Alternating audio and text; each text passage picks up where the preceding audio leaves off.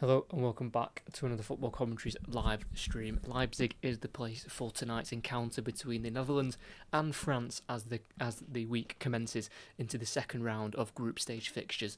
The Netherlands fell behind in their opening game but were able to turn it around against Poland with an 83rd minute winner from Wout Weghorst, who remains on the bench for tonight's game. Under Koeman, the Netherlands are looking to try and advance into the knockout stages. The only time they have failed to do that when qualifying for the Euros was back in 2012. France escaped with 3 points after an own goal just before half-time in their opening game against Austria. Despite the win, it wasn't all good news for France as Mbappe suffered a broken nose and won't be able to play from the start tonight. He is named amongst the bench. This is the fourth time these two nations are going head-to-head at the Euros. The Netherlands have won the last two, both in the group stage back in 2000 and 2008. However, France did win the first fixture in 1996 in a quarter-final when they won on penalties. So, can either of the two countries collect 3 points for themselves and get them qualified for the knockout stages? A win for either of the two countries would give them qualification into the knockout stages. Austria won the game against Poland today, so whoever is to win tonight would, leave the door open for Austria to maybe jump ahead of them into that second spot. In terms of the last game, it's France, Poland, and Austria, Netherlands.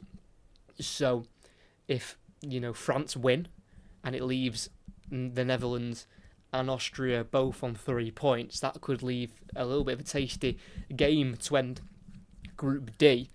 But we'll have to wait and see.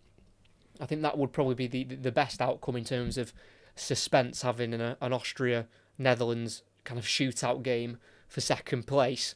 But this won't be one-way traffic for France. Of course, they've got Mbappe having to sit on the bench for now in this game, but the Netherlands have got a very solid team.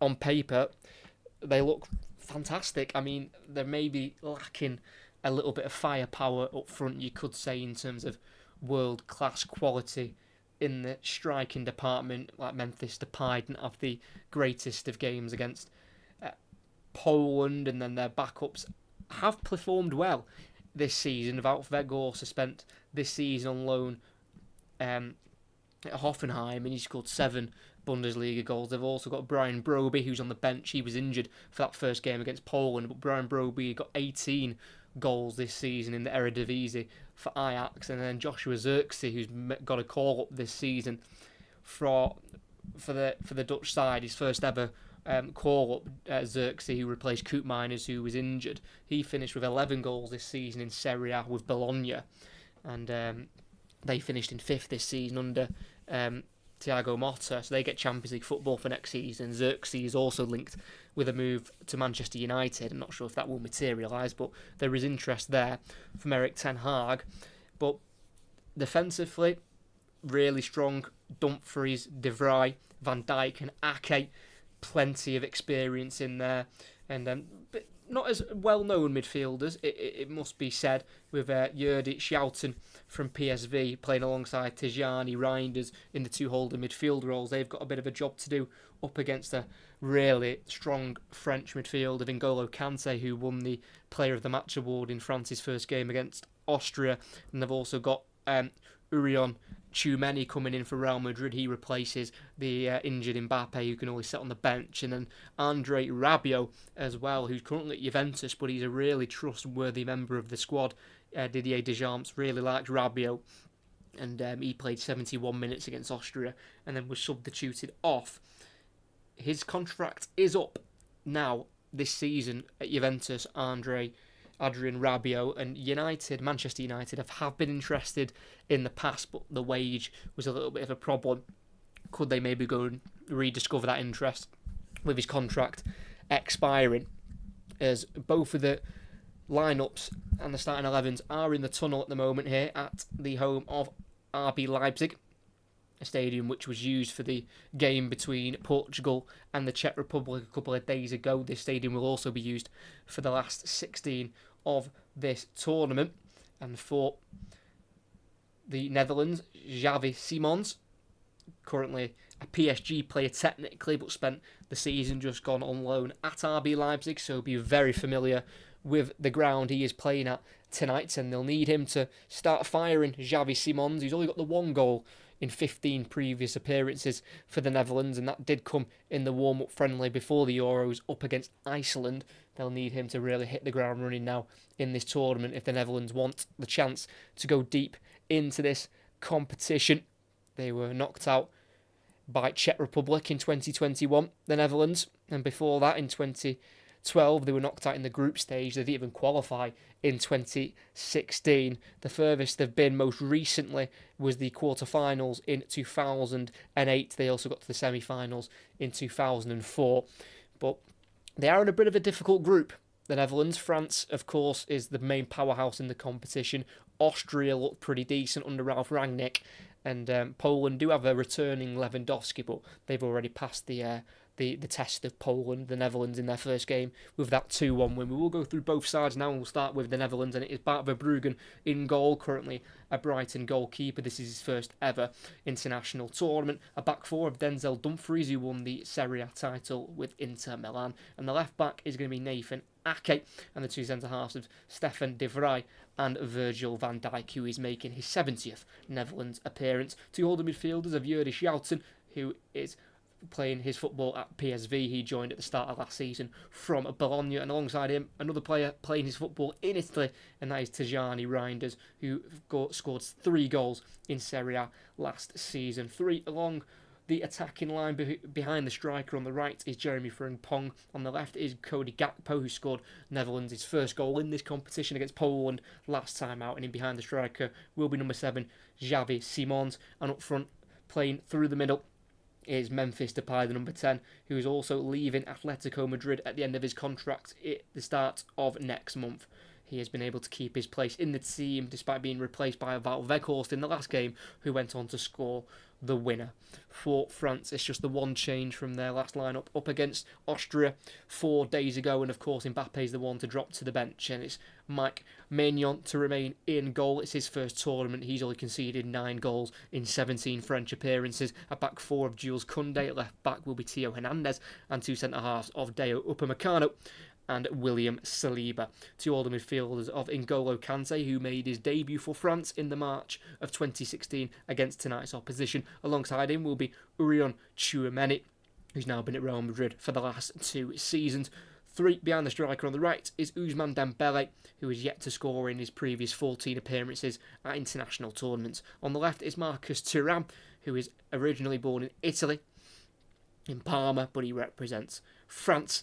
And playing just a little bit higher than the two holding midfielders will be Adrian Rabiot, currently a Juventus player, but is out of contract at the end of this month. And playing through the middle, he scored once against this side in qualifying. He also made his debut against this nation back in March 2014. It is Antoine Griezmann to lead the line up front, currently the age of 33, but he's still got plenty of ability. 44 goals for France. His last was against Germany in September of last year. They are the two starting 11s.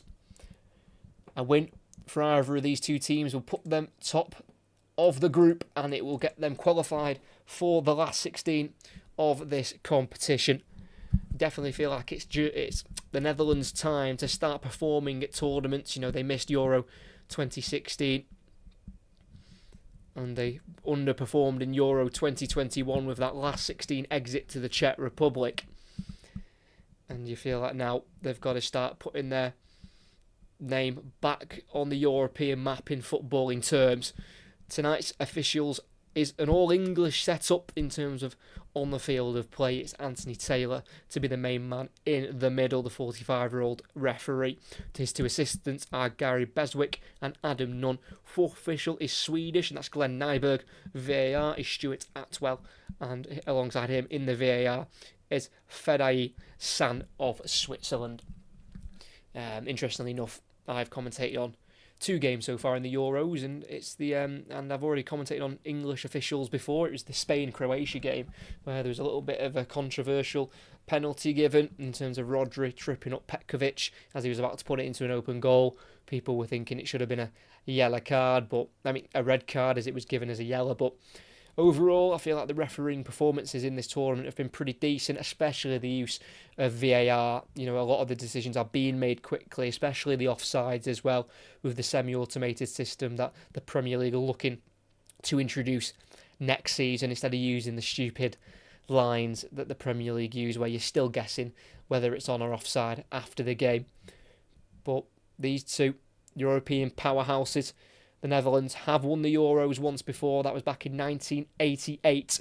Their manager Ronald Koeman was in that squad, where in the group stage they got beyond Soviet Union, Ireland and England, and into the semi-finals they beat Germany by 2-1, a Van Basten winner in the 88th minute, and they won in the final again, coming up against Soviet Union, but beating them 2-0. Ruud Gullit with the first goal in the first half, and Van Basten scoring again in the second half. And for France, they have won the Euros twice, once in 2000, where Didier Deschamps was also in that squad for France, and they also won it in 1984 when they hosted the competition back then. So it's two countries that have tasted victory before in this competition. Not for a long time, but that could change. Of course, France recently winning the World Cup for a second time back in 2018 in Russia. And a lot of that squad who were in the World Cup team back then are also still in the squad now, but they've also got a few new faces as well, but of equal ability. So I'm looking forward to this one. Hopefully it's a close encounter, we can get some goals, and let's see who can get themselves through to the knockout stages with a win tonight. It will be a Dutch kickoff, kicking right to left. France left to right. Netherlands in their orange home kit. France in their away white top and dark blue shorts with white socks as well. As we're underway here in Leipzig, it's with Stefan de Vrij just on the halfway line here for the Netherlands. He plays it forward to Schouten of PSV. Back into de Vrij inside the Netherlands half, going to the goalkeeper on the edge of the area of Bart Verbruggen, who was brought in for £16.3 million last summer from Anderlecht to join Brighton. He won the Anderlecht Player of the Season in his last campaign there before joining the English side. And it's still the Netherlands on the ball in their own half. France yet to have a touch of the ball, just over 30 seconds in here. And it's with the goalkeeper again, Verbruggen. France not pressing too high or too full on yet, as it's with the right back Dumfries, midway side his own half, goes into more central area to Depay, round the corner looking for Frimpong, cut out by Hernandez, loose ball drops to Simons, who will send Frimpong away, and he'll get there in the box. Frimpong on the angle, tries to shoot across goal, and it's just tipped wide of the post by Mike Maignan. But it's a good start from the Netherlands. Had all of the ball for the first minute, and they were able to set Frimpong away down that right hand side. Definitely something they'll be looking to do more often in this game. That's why he's been put in the team.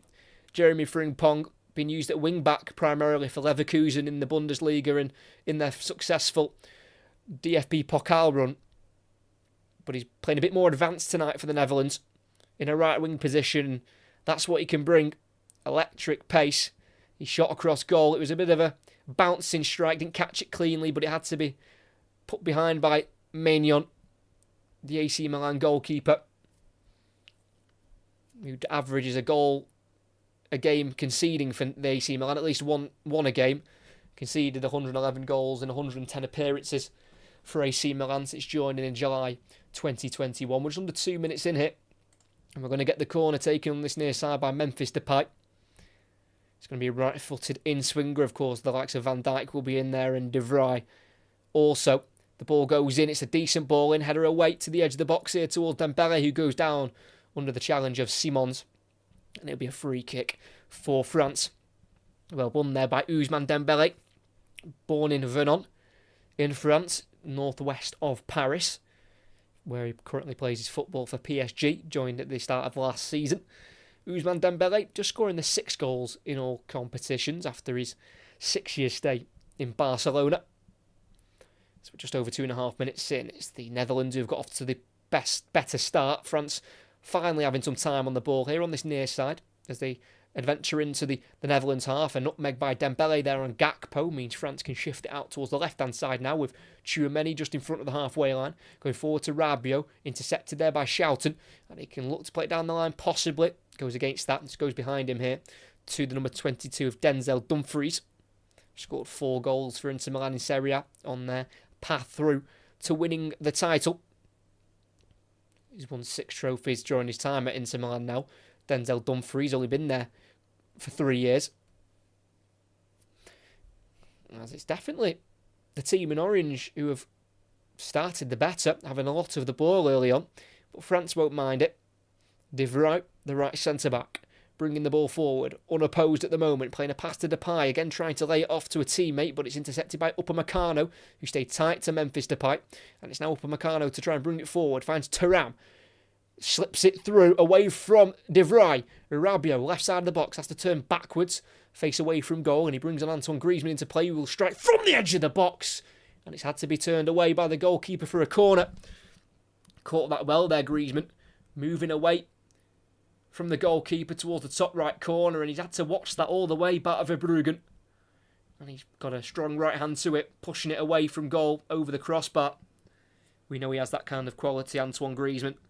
44 goals for France, 16 goals this season in La Liga, including 2 hat-tricks. So he still knows how to find the back of the net. Tonight's captain for France, Antoine Griezmann, as he goes short to Dembele on the near side. On his left foot, got Frimpong in front of him. Lays it off to the edge of the area to Kante. Back out wide to Griezmann. One touch with the left foot and a delivery with the left. The header away though by Van Dijk on the penalty spot. Kept alive for France here by Kante. The Dutch try and push out if possible. It's now Griezmann again, who's been allowed to cross the ball here. And it's met again by the head of Van Dijk. Gakpo loses out to Kante. Came off his hand, but the referee plays advantage, as on the far side it's Xavi Simons for the Netherlands, who can bring it into the France half. He's going to go for a big switch out to this near side towards Gakpo, where he collides with Koundé. Last touch off Gakpo, and in the defensive third for France, they'll have a throw-in. Taken quickly by Koundé, who gets the return from Kante. It's back to N'Golo Kante. Joined the Saudi club of Al Ittihad at the start of last season, playing 30 league games in the Saudi Pro League. They finished 5th in the season. The Paris-born central midfielder N'Golo Kante on a base wage of £413,000, and he's got another 2 years left on his deal, so he's definitely making his money. N'Golo Kante, the 33-year-old, turned 33 at the end of March. As it's now France on the ball in their own half with the left centre-back of William Saliba, who is a Lebanese father and a Cameroonian mother, but he has decided to play for France.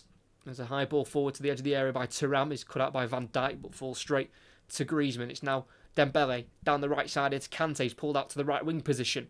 Goes backwards to Koundé. Touch out of his feet. And he delivers a ball which deflects, and it's volleyed at the near post by Van Dijk with his left boot.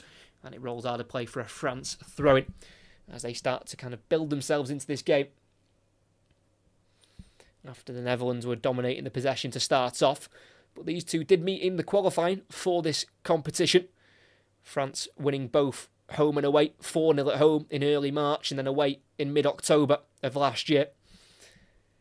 As Upamecano takes the ball off Simons, and it's now the French who are back in possession of the football with their number 8 of Tchouaméni off the back of a Champions League win with Real Madrid. Didn't actually come off the bench in the final, but he was definitely a part of that run through to the final.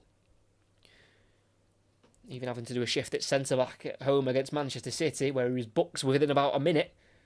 But he did himself proud in that position, shows his utility as well, the fact he can be so versatile. Still France on the ball in their own half here with Dayot Upamecano,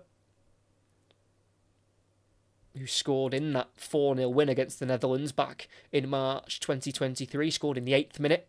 They were 2-0 up in the 8th minute because Griezmann scored in the 2nd minute. Upamecano scored in the 8th. Mbappe got his first of 2 in the 21st. So not as quick of a start for France tonight than in that game. As Ronald Koeman has faced France 5 times now, including tonight. Just the one win back in November 2018. That's Frimpong in the right wing position for the Netherlands. Goes back to Dumfries. Now with Yuri Schouten. Reinders midway side the France half. Bit of time to play the ball forward. Depay helps it on towards Simons. He'll beat Upamecano to it. Turns Kante. Depay now has it. Running into traffic, and N'Golo Kante can take it away. Pokes out to the left back position here to Theo Hernandez. The AC Milan captain. Clearance is poor. Played forward towards Simons by Schouten. Header away by Tchouameni to Saliba, who puts it up in the air. Not a convincing clearance, but there's a foul there on Griezmann. Bit of an arm used on the head of Griezmann by Jordi Schouten, who won the title himself this season with PSV. 27-year-old. Just making his 7th appearance for the Netherlands. Jordi Schouten. It's his 5th start in a row.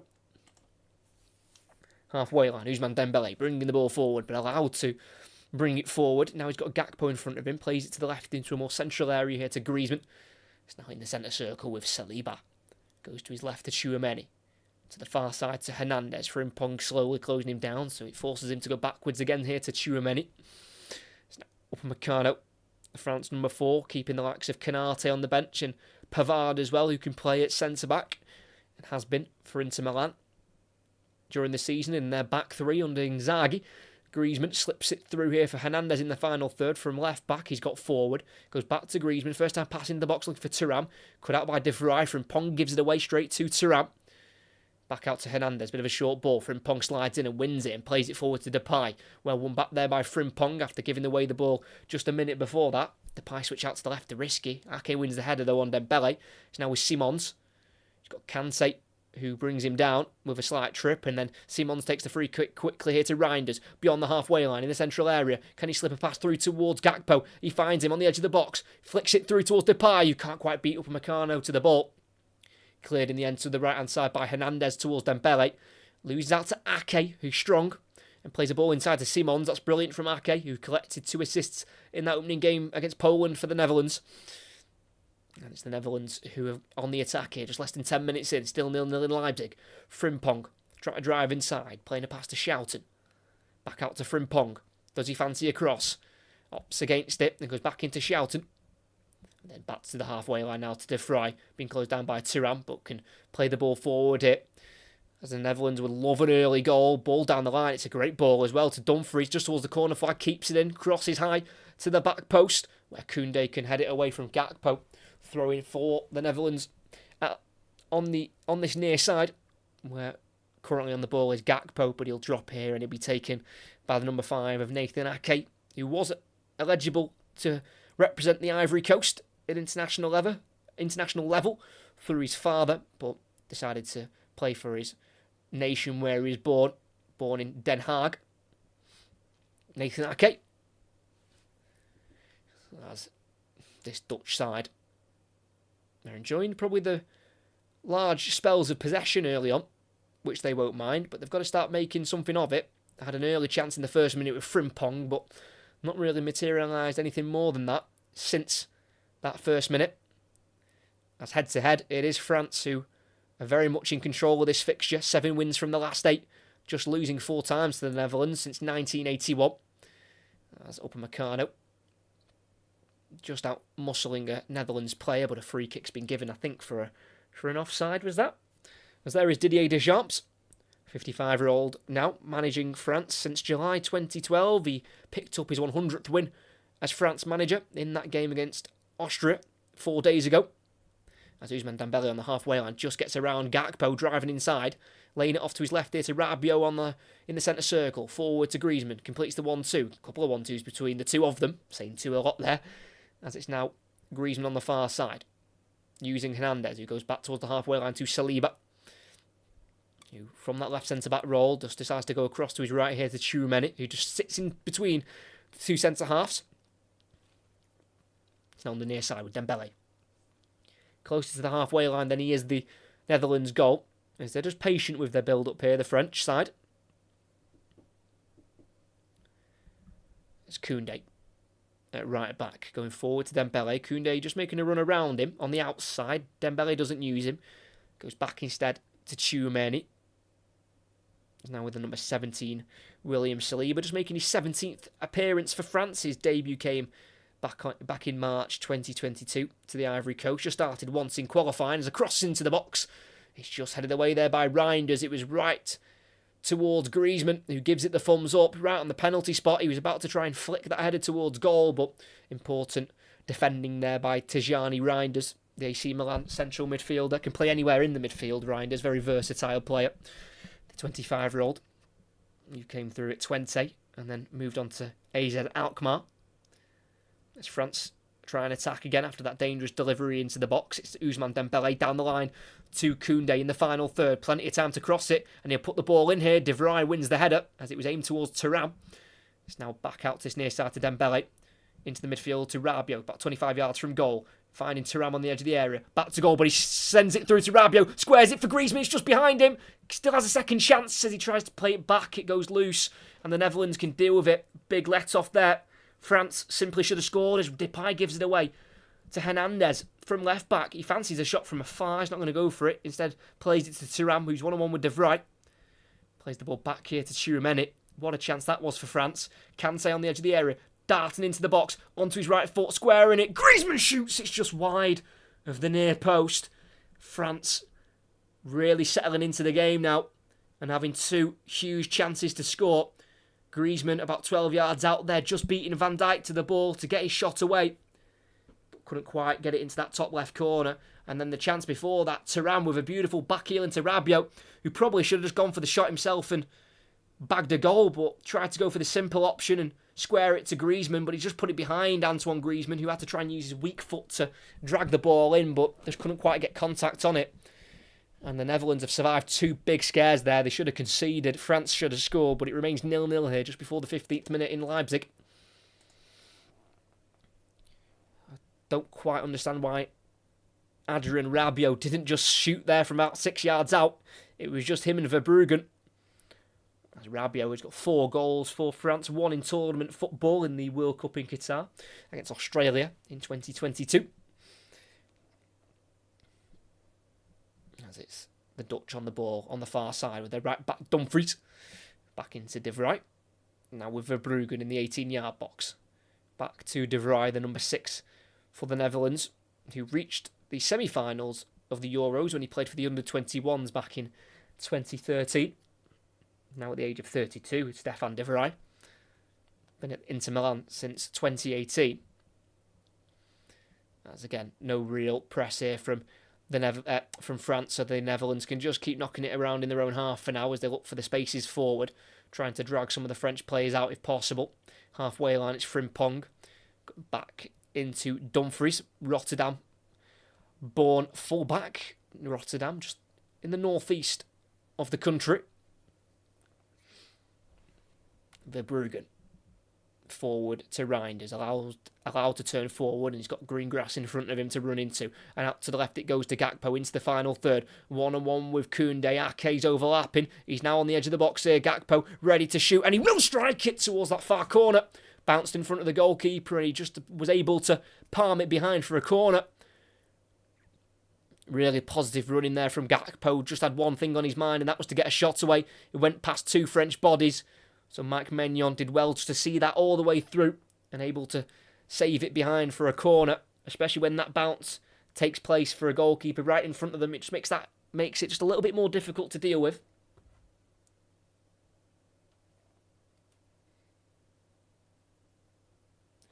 Depay, outswinger, far post. He's overhit that wildly, but he will drop to Reinders on this near side, who restarts, going back to the halfway line here to Jeremy Frimpong. He's just taking it out towards the right-hand side, playing it to his left to Schouten, returns it to Frimpong, and then all the way to the goalkeeper to Verbruggen. So the Netherlands will restart from the back. France can push up the pitch. And Frimpong plays it down the right-hand side here. Goes out of play, though, as he was looking for Dumfries. And that'll be a throw-in for France. 17 minutes here in Leipzig. It's still 0-0. France with the best chances of the lot. 2 of them coming right after one another a couple of minutes ago. Netherlands have had a shot on goal, saved twice. They've just had a decent attempt with Gakpo. But the first chance was in the first minute with Frimpong, who scuffed the shot in towards the bottom left corner, but it was saved by Maignan.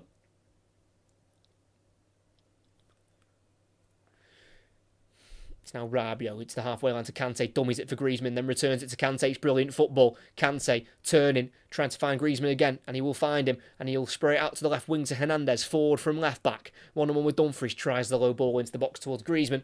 Comes off Dumfries, so it will be a France corner on the far side. Definitely starting to find their groove here, France, who just took 5 or 10 minutes to get themselves into the game.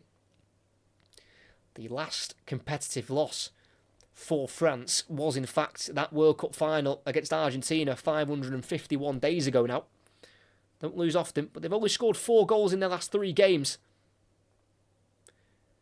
France, 3 against Luxembourg in one of their pre-Euro friendlies, and the 1 in the last game against Austria. As Griezmann outswinger with the left boot towards... I'm not sure who that was towards. Free header for Ake in the end, and it's now worked out to the right towards Rabiot by Dembele, overhit by Dembele, who apologises. Rabiot kicks it over the advertising boards. Will he be booked for that? No, I think the referee, Anthony Taylor, will let that go. Just having a word with him. Not exactly letting it go, but not booking him. It's a throw in the left-back position for the Netherlands with Nathan Ake.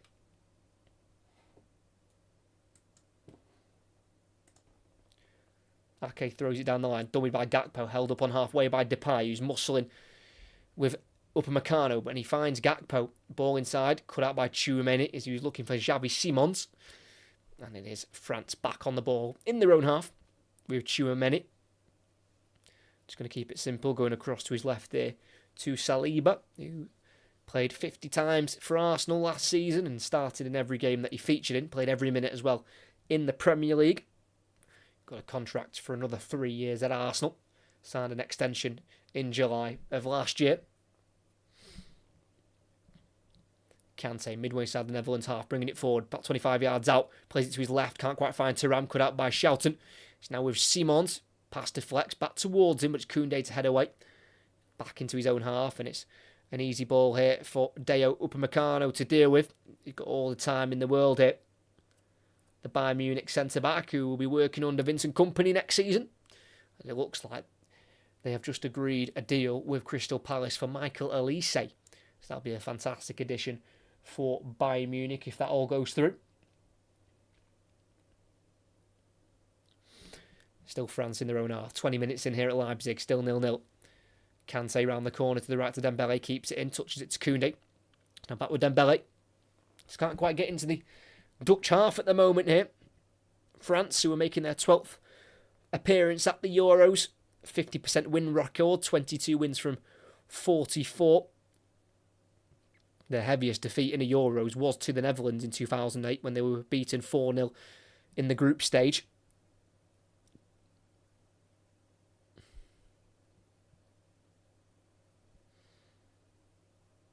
Rabiot in the final third, far side crosses. It's a widely overhit one. That'll go out for a goal kick. Usually it provides better quality than that, Rabiot. But just miscued that there. As there is plenty of talent on display between these two nations, who both fancy themselves to go on deep into this competition. A win for either puts them through to the next round. That is the knockouts. Not actually had a draw between these two in the last 9 games. The last draw was a 0-0 back in March 2004. Hopefully we don't get another draw in this. They've only drawn 3 times from their previous 30 meetings. As De Vrij, big switch out to the left. Can he get in behind Koundé? Can't. He wins a header. And back to the goalkeeper it goes to Mike Maignan in the 18-yard box. Really good goalkeeping there. I mean, really good full-back play there by Jules Koundé, currently at Barcelona, came through at Bordeaux before leaving France for Spain, where he spent 3 years at Sevilla before moving on to Barcelona. Currently valued at just 45 million euros, Jules Koundé, the 25-year-old. Usually plays right-back, but can also play centre-half as well. There's Upamecano sliding in there, Xavi Simons, and he does tackle him. And it's a throw-in for France. Just needs to be careful there, Upamecano. Doesn't have all the time in the world.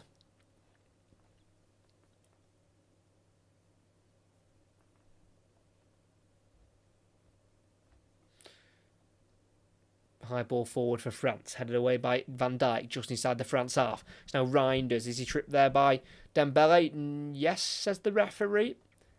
Not quite sure what he's giving there. Is that a throw-in or a free kick?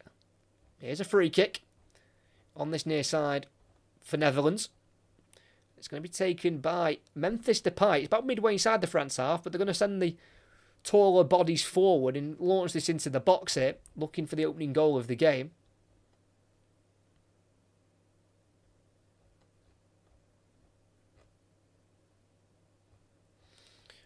does look like Memphis Depay is the set-piece taker. He's been on corners on both sides of the pitch. Now he's on this long-distance free kick from the near side. Cross goes in. It's a very deep one. It's well hit. It's a bit too well hit.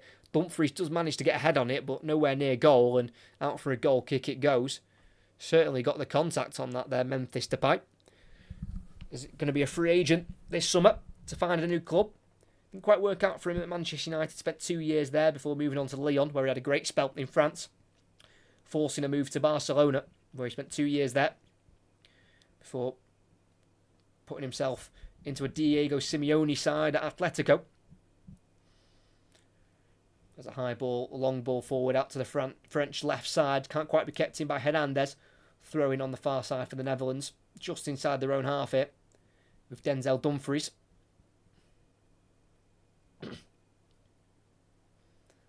Reinders skipping away from Griezmann. Playing out to the right-hand side here to Frimpong. One-on-one with Hernandez. Depay's ended up on the deck off the ball. That's a free kick given.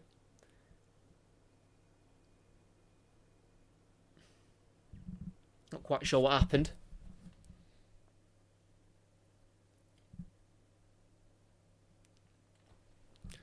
Yeah, just a bit of a clip of the heels by Tchouaméni.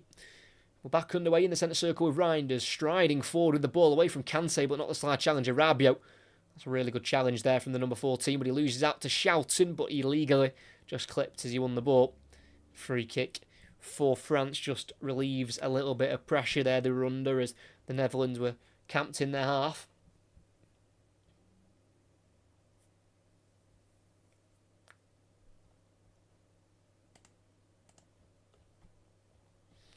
Upamecano, long ball forward for France, down the right-hand side to Dembele. Free header really, though, for Van Dijk, who just guides it out of play. The Netherlands captain, 70th appearance for his country. 9 goals for them. Never scored, though, at a tournament before. This is just his second tournament for the Netherlands. First Euros, as they failed to qualify. It was his first tournament in the Euros just gone. No, it wasn't, because he was injured for that previous Euros when they got to the Euros in 2021. Van Dijk was still recovering from his ACL injury that he suffered a few seasons ago now.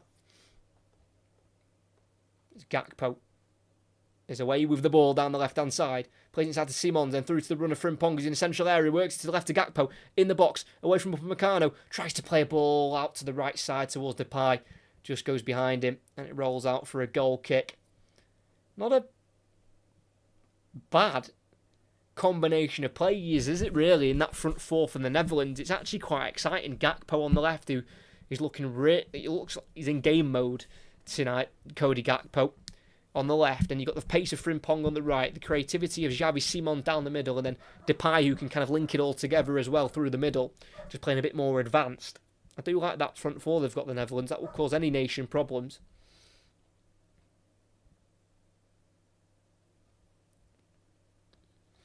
Just over 26 minutes in here. Still 0-0. Anthony Taylor just delaying the restart from this goal kick. And then France will get us underway here with Saliba taking the goal kick, playing it short to Mike Maignan. Depay will slowly close in, but Maignan can clear it up towards the France left. Free header for Dumfries. Can't quite find Depay. Clearance from Saliba straight to Griezmann, who's got quite a bit of room in the middle of the park there, and he shifts it to the left-hand side to Rabiot. Returns it to Griezmann.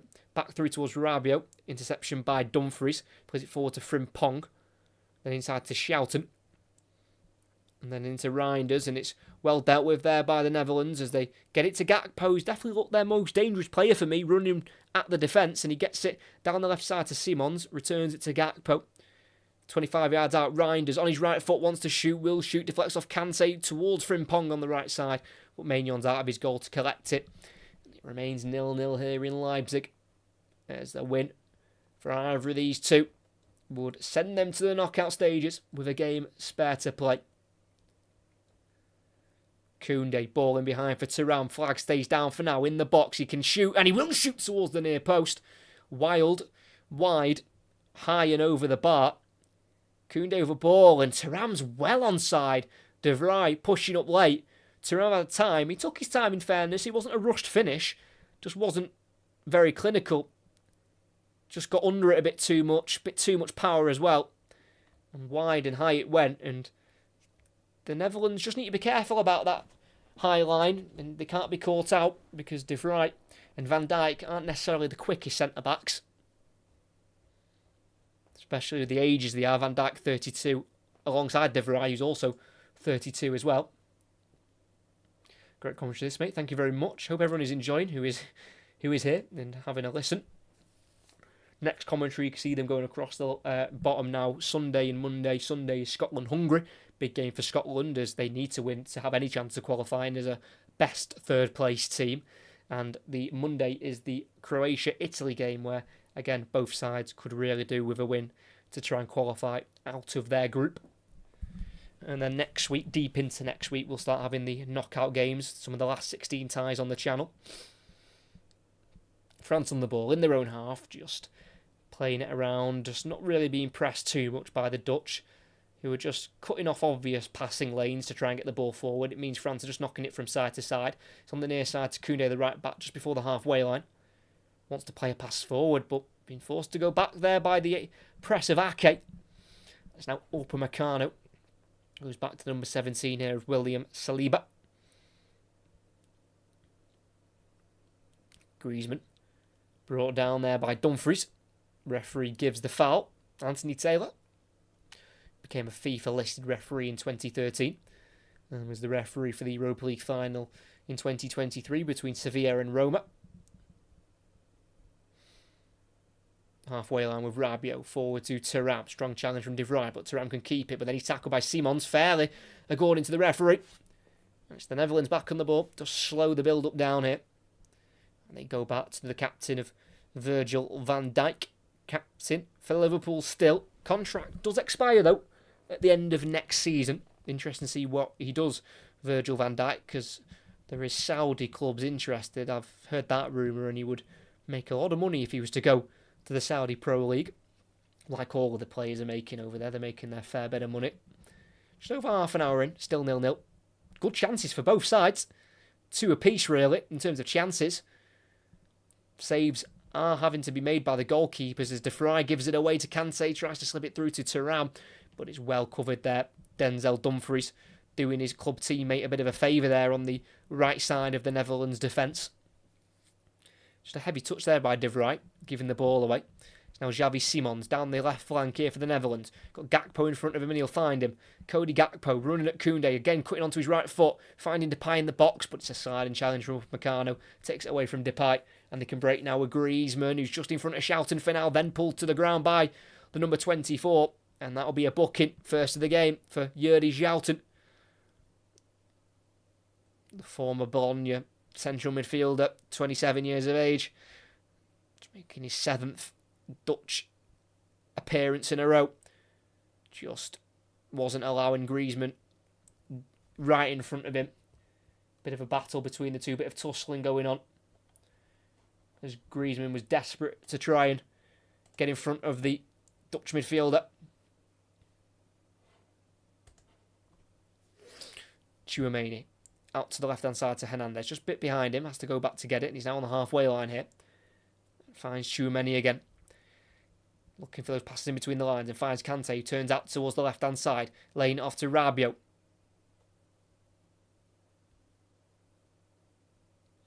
It's now halfway line with Saliba. Forward to Rabiot again. Works it to the left to Tchouaméni. Forward for Kante. Back inside to Rabiot. Tackled there by Depay, and he's been told to get up there, Rabiot, and Depay will bring it away beyond the halfway line, trying to feed it in behind the right side there to Frimpong, who has the pace, but it's Tchouaméni who has the interception, and France have it back in a left-back position here with Antoine Griezmann, getting back and who's doing his defensive work, and he plays it across to Upamecano, and it's the French back on the ball. 6 changes from the last time these two sides met for France in October 2023. Completely different front line, really. Coman, Kolo Muani and Mbappe started that game for France, but they're on the bench, and it's instead the likes of Dembele playing and Thuram and Rabiot as well.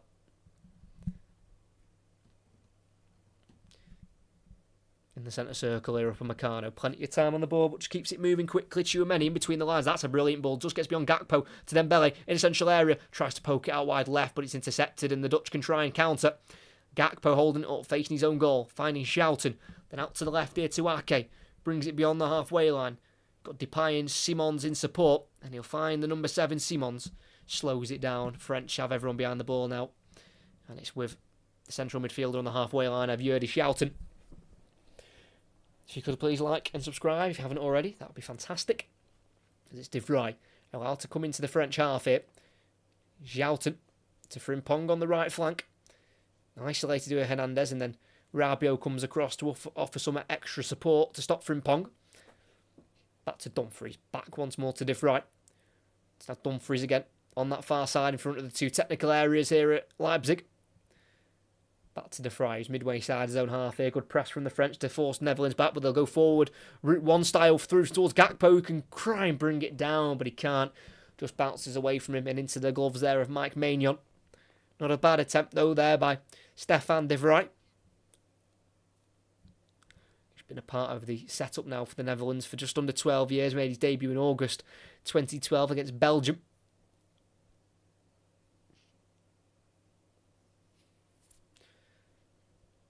Does have a goal in a tournament, the centre-back, De Vrij, in the World Cup 2014, in that historic 5-1 win against Spain in the group stages, as Griezmann gives away the ball on the halfway line. Frimpong can run forward with it, running at Saliba, onto the right side of the box. He tries to get the shot away, and he does, but it's well blocked by Saliba. Good defending from the Arsenal man. And it's now France to have the ball in their own half, with just over 10 left to play in this first half. Not like Griezmann to give the ball away so cheaply, but the Dutch couldn't quite capitalise to its full extent.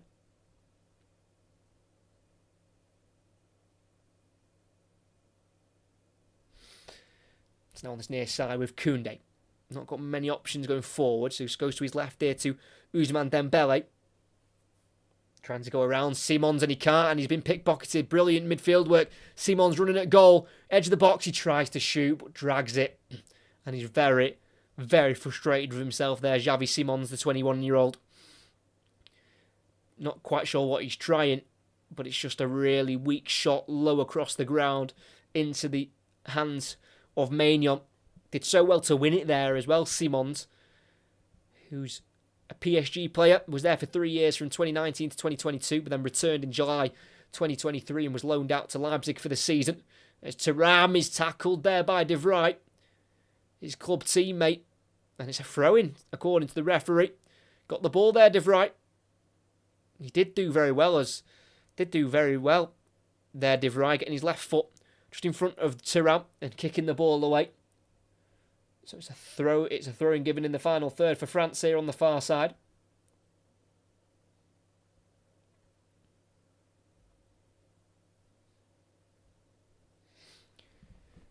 It's going to be Hernandez to throw it to Rabiot. Returns it to Hernandez. Not much movement here for France as Hernandez again loses the possession. Just caught on his toes there by Schouten. Giving it away 3 times now within a minute. France just too easily. It's now Reinders into Xavi Simons just in front of the centre circle. Playing out to the right to Depay. Frimpong will overlap. Depay will cross it himself. It comes off the legs of Saliba. Finds its way to Hernandez at left back, who goes towards the corner flag and clears down the line. High ball up towards Thuram. Just loses out in the end there to De Vrij. Thuram still not getting the decisions from the referee. And the Netherlands still have the momentum here. Halfway line with Van Dijk. Need to get it forward if they can do that quickly. Going out to the far side again to Frimpong. Former Manchester City player. And Celtic. Reinders. Midway side the France half here. Driving into a more central area and giving it away. Trying to pass the ball back to De Vrij. It's now Thuram to run at De Vrij himself. He's got Kante to his left. But other than that, he's slightly isolated. Tries to take on De Vrij. Is he tripped or has he dived? Not quite sure. Yeah, there's contact there for sure. Should be a free kick there for Marcus Thuram. And he has won a free kick there. His dad, Lilian Thuram, who is a very well-known French footballer, has the most appearances for France in the Euros. He made 16 appearances altogether at these championships. And now Marcus Thuram embarking on his second Euros himself. Was also part of the French squad in 2021. It's going to be a left-footed delivery here by Antoine Griezmann from the free kick they've won.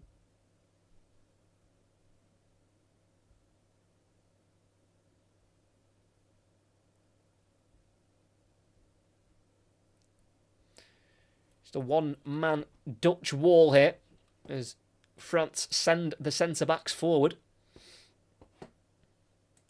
And the cross goes in. It's a dangerous one. Header won in the 6-yard box by Van Dijk. Out to the France right here to Upamecano. Sends a bouncing ball towards Dembele. You can't keep it in. It's a throw-in for the Netherlands, and they'll take their time with this.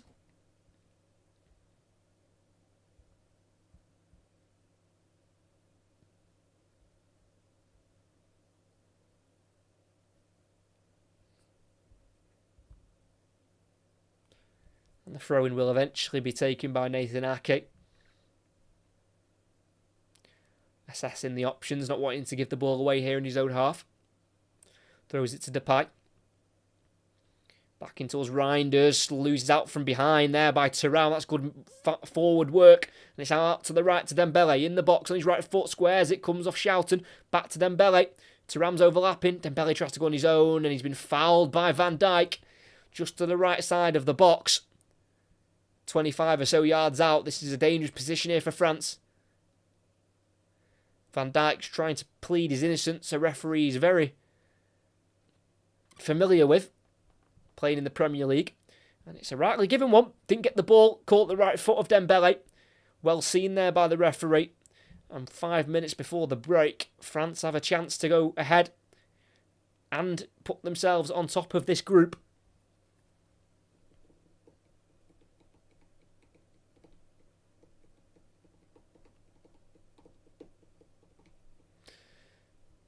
More for the angle of the left footer.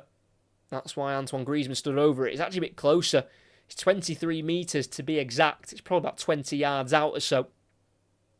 It's a 4-man Netherlands wall who will need to be strong here to keep out this attempt. Griezmann is just 2 goals away from matching the France all-time leading goal scorer in the Euros, and that is Michel Platini. Dembele is also there as a right-footed option as well. But it looks like it will be the captain, Griezmann, here to strike it right off the wall. De Vrij very strong there. And it's a bit of a waste that by Griezmann. And to be fair, if that was to go beyond the defender there who blocked it, probably was going wide. But of course, when you're in the ball, you've just got to get in the way of it. That's why you're there.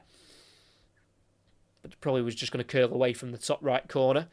But France have a corner for their efforts.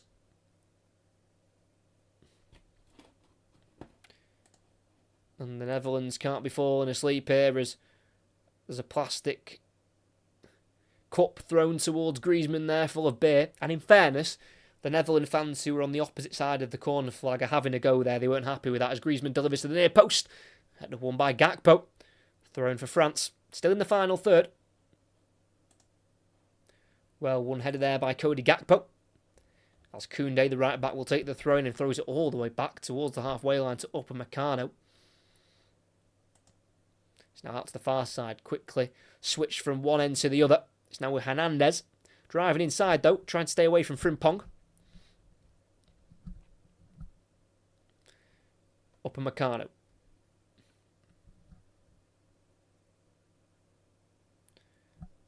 And he's just in his own half here, wanting to go forward, of course, but not many options on here, and he's been forced to go to his goalkeeper of Maignan. As we're 3 minutes away from half-time, still 0-0 here in Leipzig.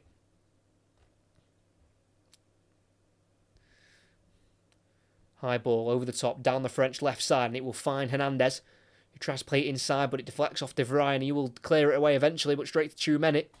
Now Rabiot, who wants to cross it, he will cross it. Griezmann heads on. Right down the throat of the goalkeeper, Verbruggen.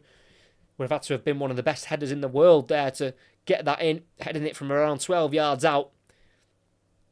Needed a bit more loft to maybe ask a question or two of Verbruggen. Comfortable save in the end for the Brighton goalkeeper, who's making just his 9th appearance for the Netherlands. He's kept 5 clean sheets in his previous 8, making his debut against France in October 2023.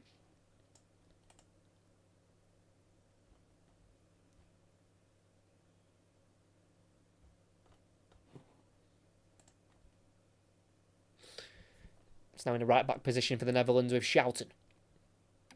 Going into De Vrij, midway side his own half.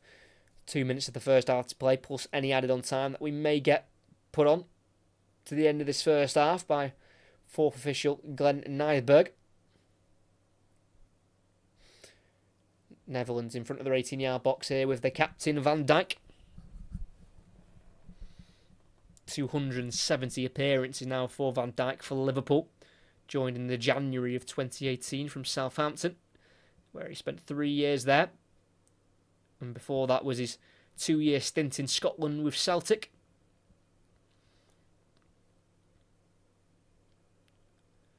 Verbruggen, high ball out to the right side towards Dumfries, who chests it to Frimpong, who can kick it off Rabiot. And that will be a throw-in on the halfway line for the Dutch side.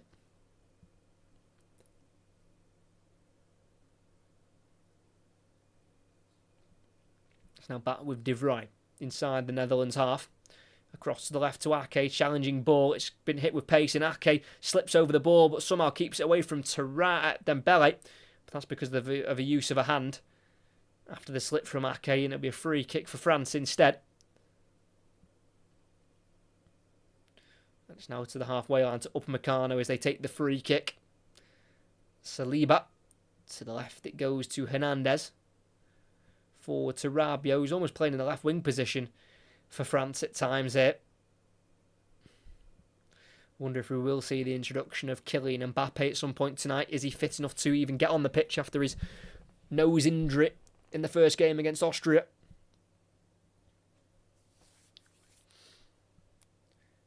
Maignan in the 18-yard box for France. How much added time will we get at the end of this first 45 minutes? Van Dijk wins the header from the clearance forward. Gakpo over his head and then on once more by Simons, but can't find the run of Dumfries, who was almost in a striker position there from right back into the hands of the goalkeeper. 1 minute added on here in Leipzig, still 0-0. Both teams having chances to score. France probably the better chances, the higher quality ones, the more clearer ones, but the Dutch have been able to get some shots off themselves, challenging Mike Maignan in the France goal. Tchouaméni out to the right to Koundé. Shoves Ake to the ground, but then a recovering Gakpo slides in to just put the ball out of touch for now. 20 seconds left of the half to play. Rabiot being made to go backwards here to Upamecano. Across to Tchouaméni, again sat in between the two centre-backs, like he's done all game long. Brought into the side tonight for the injured Mbappe. It's now Saliba. All eyes on the referee, waiting for the half-time whistle, and we will get that whistle right now. Half-time here in Leipzig, it's the Netherlands 0, France 0. Early chance in the first minute for the Dutch side, with Jeremy Frimpong finding his way in the box with his pace, scuffing a shot to the far post, but it had to be tipped behind by Mike Maignan for a corner kick. But France have had big chances themselves. One with Rabiot from 6 yards out. He could have had a shot, instead squared it to Griezmann. It went behind him, who couldn't get the shot away. And then a minute after, they also had a chance again with Griezmann, this time getting a shot off at goal, trying to find the top left corner, but he just put it away from goal. France have dominated the possession. The Dutch have looked to threat on the counter. Their most dangerous player certainly being Cody Gakpo, who's making some really dangerous runs at Jules Koundé, cutting in from the left onto his right foot. And France just need to be a little bit more clinical, missing that real striker up front who can clear, who can put these chances in the back of the net. We might see a Giroud or an Mbappe in the second half. But overall, I think both sides will be decently happy with their first half performances. But both teams will be looking for a way to try and find the win. But we'll have to see who will get that win, if a team will get the win in the second half. But currently at half-time in Leipzig, it is Netherlands 0, France 0.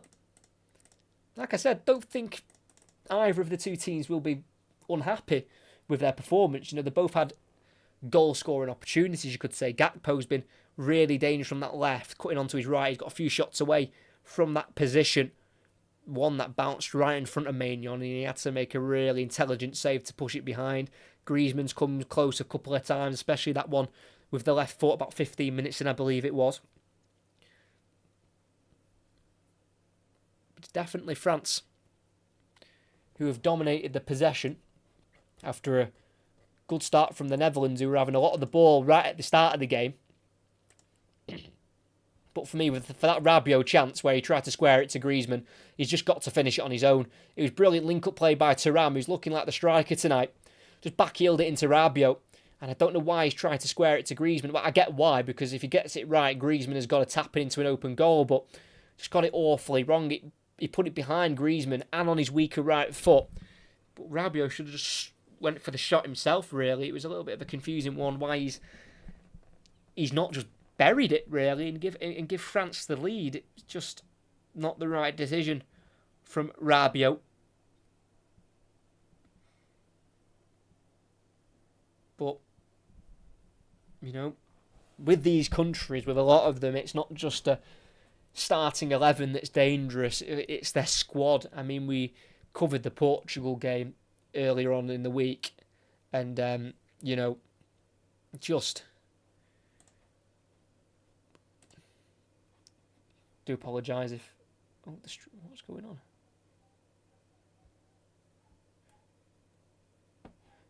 I do apologise if I'm looking a little bit fuzzy. I don't know how to describe it. I've got my stream on. I'm just looking a little bit pixelated. That should be improving now. The quality of the of the screen. Yeah, my quality of connection from my stream just dipped a little bit there. We should be back. Yeah, we're back to normal levels now. I do apologise for that drop in quality. If there was any buffering, I do also apologise. And I've completely forgot what I was saying. Always the way, isn't it? You're saying something and then you completely forget what you're saying. Can I try and remember what I was saying? No, I can't remember what I was saying. I do apologise. If anyone can remember what I was saying and have a rewind and tell me what I was talking about, then that would be a big help. But I just completely gone out of my mind what I was saying. That's annoying. Oh well, we move on. But of course, Kylian Mbappe is on the bench for France. 47 goals for his country in 80 appearances. His first goal for France was against the Netherlands back in August 2017. He's got 3 hat-tricks for his country, Mbappe, but he's never scored at the Euros, interestingly enough. He did score 9 in 8 qualifying, but never scored at the tournament itself. Of course, won the Golden Boy Award in 2017. He's got 118 million Instagram followers.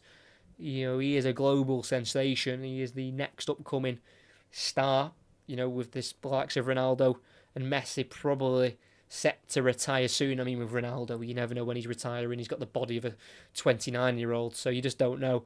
But Messi might be coming up to a close very shortly. Did say that Inter Miami was his final club, I think, which surprises me. I thought he'd go back to Argentina for a stint there, kind of go back to where it all started, but...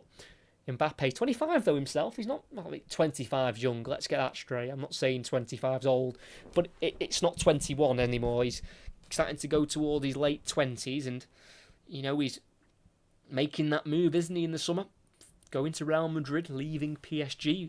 He's leaving PSG as their all-time top goal scorer. 256 goals for PSG in 308 appearances. It's just a number. I know it's Ligue 1 and people, you know, take the mick out of the French league, and understandably it's not a very competitive one, but still, to score goals at that level consistently is impressive, it must be said.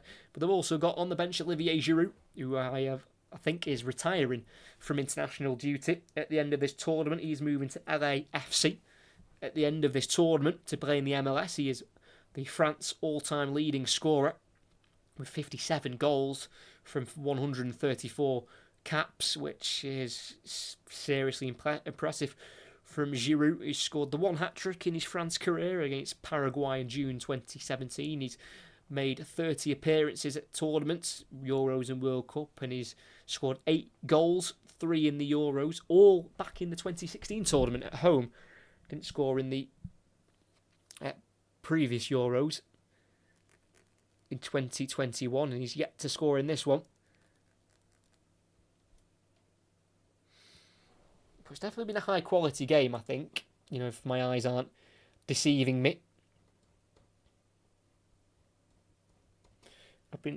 France have shown what they can do. The Netherlands have looked pretty strong as well. They've got a very solid squad altogether. You know, if we look at their depth as well, especially at centre-back, by the way, it must be said they've got De Ligt on the bench, Van der Ven of Spurs on the bench as well. And then into the midfield, they've got Ryan Gravenberch of Liverpool. Gini Wijnaldum has a little bit of experience now playing his football with Al Ettifaq. And then we spoke about the strikers before the game started, but Joshua Zirkzee, who's had a brilliant season with Bologna, Brian Broby, who's been scoring the goals for a struggling Ajax, and then Wout Weghorst as well, who's also reliable for goals when putting on the orange shirt of the Netherlands. 12 goals for him for his country, 4 in his last 5 as well. For Wout Weghorst, will we see him introduced onto the pitch at some point in the second half if the Netherlands still need a goal?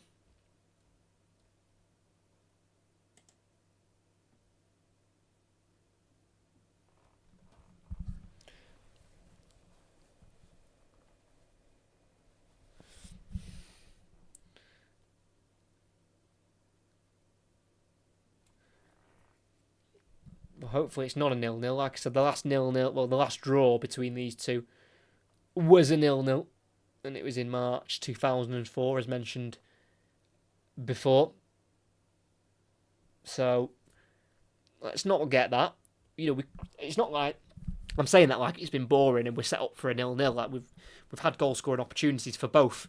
So it's just, you know, it might be just one of those games where, you know, one just doesn't get in the back of the net. Like if anyone watched the Spain game last night, I mean, how on earth that wasn't 5, 6, 7-0 for Spain, I do not know. And the fact that they won the game through an own goal was rather comedic, it must be said. They could have scored so many goals that night. So sometimes it just doesn't happen for you. And hopefully tonight that's not the case.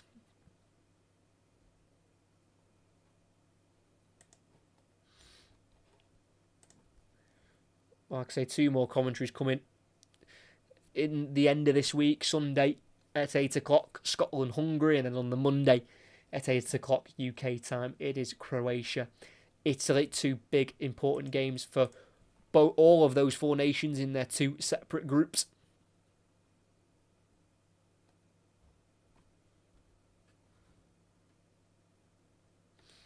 That's the second half of this game. We'll be getting underway in a couple of minutes' time.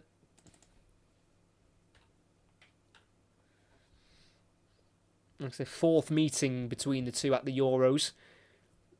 The last 2 have been at the group stage point, and both have been won by the Netherlands. 4-0 in 2008. Dirk Kuyt scored. Robin van Persie scored. Robben scored. Schneider scored as well. Henry got one as well. Ended 4-1 in fact that game. And then the one in 2000 was 3-2. And that was played in the Netherlands at the home of Ajax. And then, they've also met at the quarterfinals in 1996, 0-0.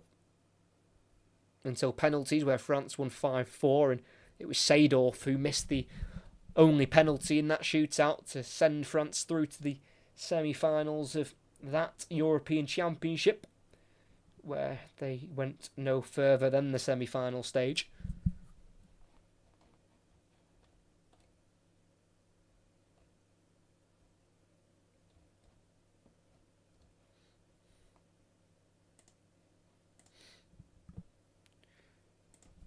Doubt there'll be any changes at half-time. I know we've been speaking about the substitutes, but that doesn't mean they're going to be made straight away. I think both managers will just see how the second half begins, possibly, because like I say, neither of the 2 teams have done much wrong.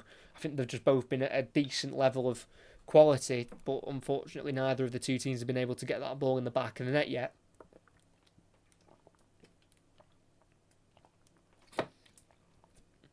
And they're just showing here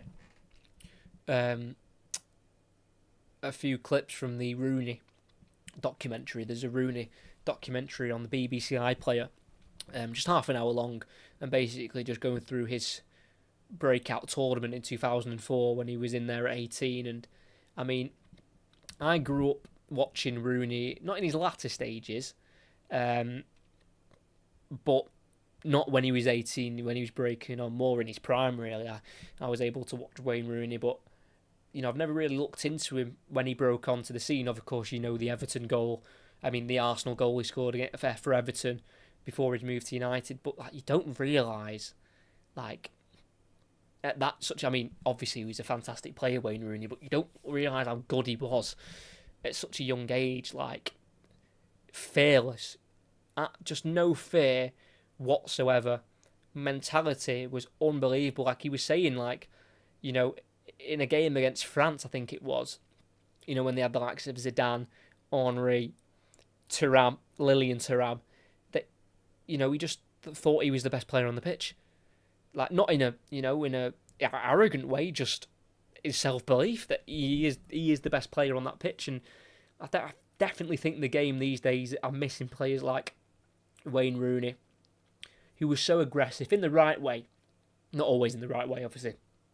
Might have put the odd bad challenge in, but that kind of all-round striker, just complete forward, could do everything, but really well. Not like he could do everything, like, okay, where it made his all-round game decent. I mean, he was just good at everything.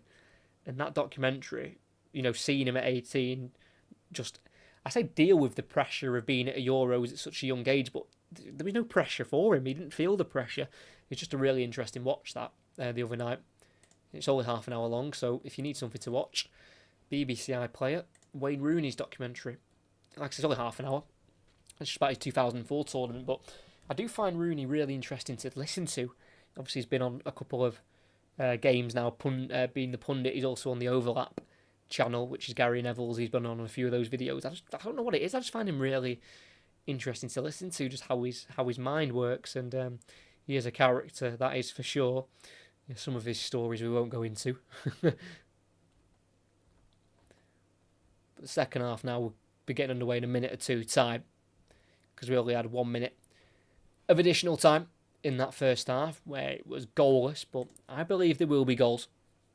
Hopefully. Fingers crossed.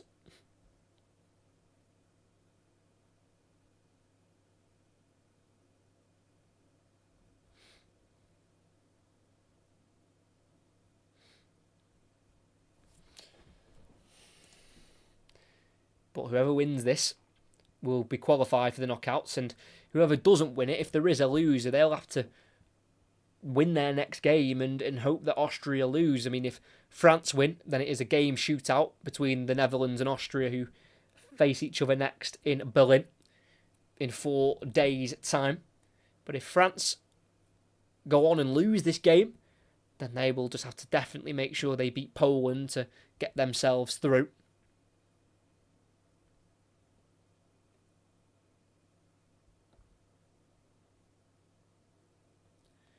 So the Dutch side are back out now onto the field of play. Don't know if France have re-emerged yet. Just wait and see here. Don't think there's any changes for the Netherlands. Doesn't look like there's any being readied up here. And now France are making their way back out for the second half here in Leipzig.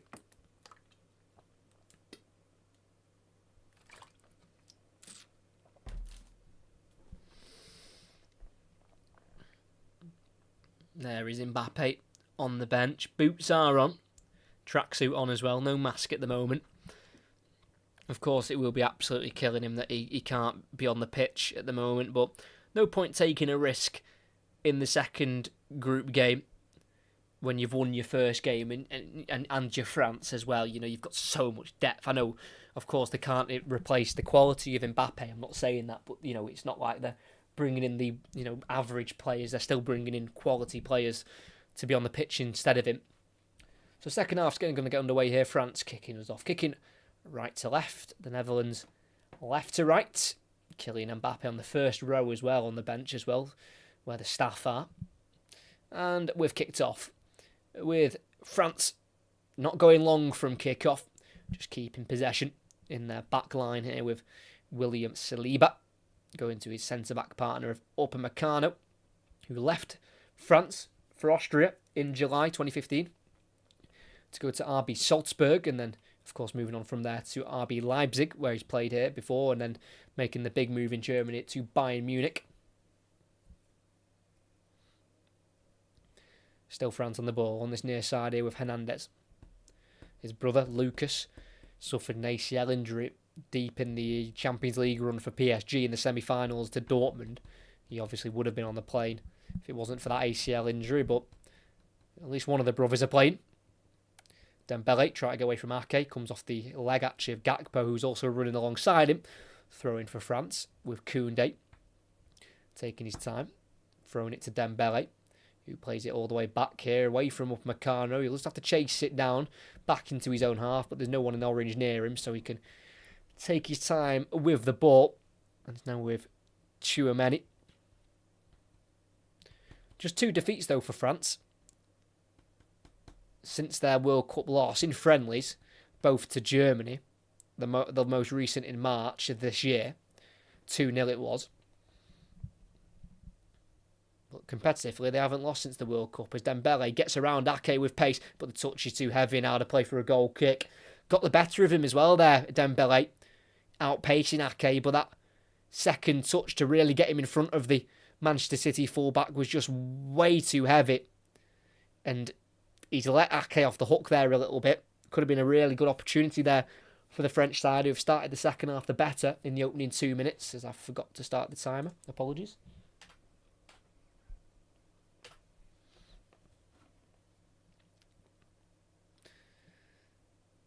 As the Netherlands on the right-hand side lose it with Schouten, comes off his heel, and then Rabiot tries to play it into the middle of the park. It deflects, but it does drop to Tchouaméni, who now finds Kante. So the near side to Hernandez, and France just slow it down now in the Netherlands half. They've got control of the game at the moment.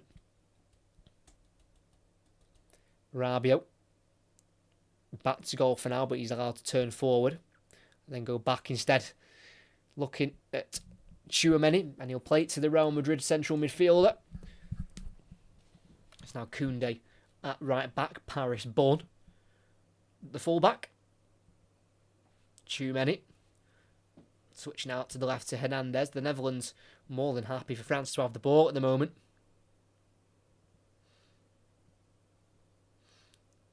In the centre circle, camped in the Netherlands half at the moment. Goes out to the right where N'Golo Kante is drifted. That's now with Saliba.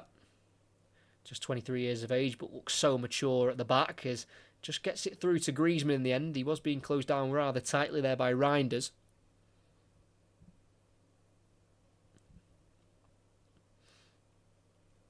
Kante, just in front of the centre circle, trying to lift the ball over the top to Rabiot on the left-hand side. Finds him towards the corner flag. No, he can't find him. Just runs out of play in the end. Throwing for the Netherlands on this near side.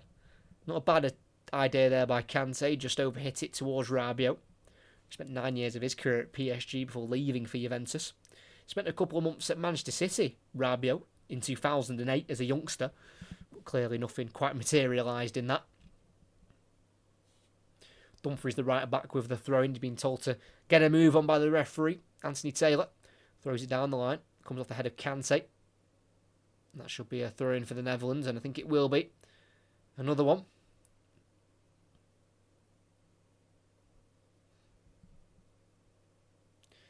Dumfries with it.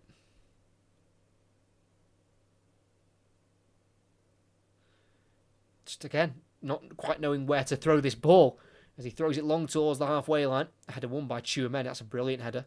Kante going back towards Hernandez, who will just about beat Frimpong to it. He caught there by Frimpong. Yes, he was, according to the referee. There'll be no card shown. But it just shows how quick Frimpong is. Like, he just believed he could get the ball, and he almost did, to be fair. Slight knock for Hernandez. Definitely not a booking. Definitely a free kick, though. But again, just lightning pace. It is scary how quick he is.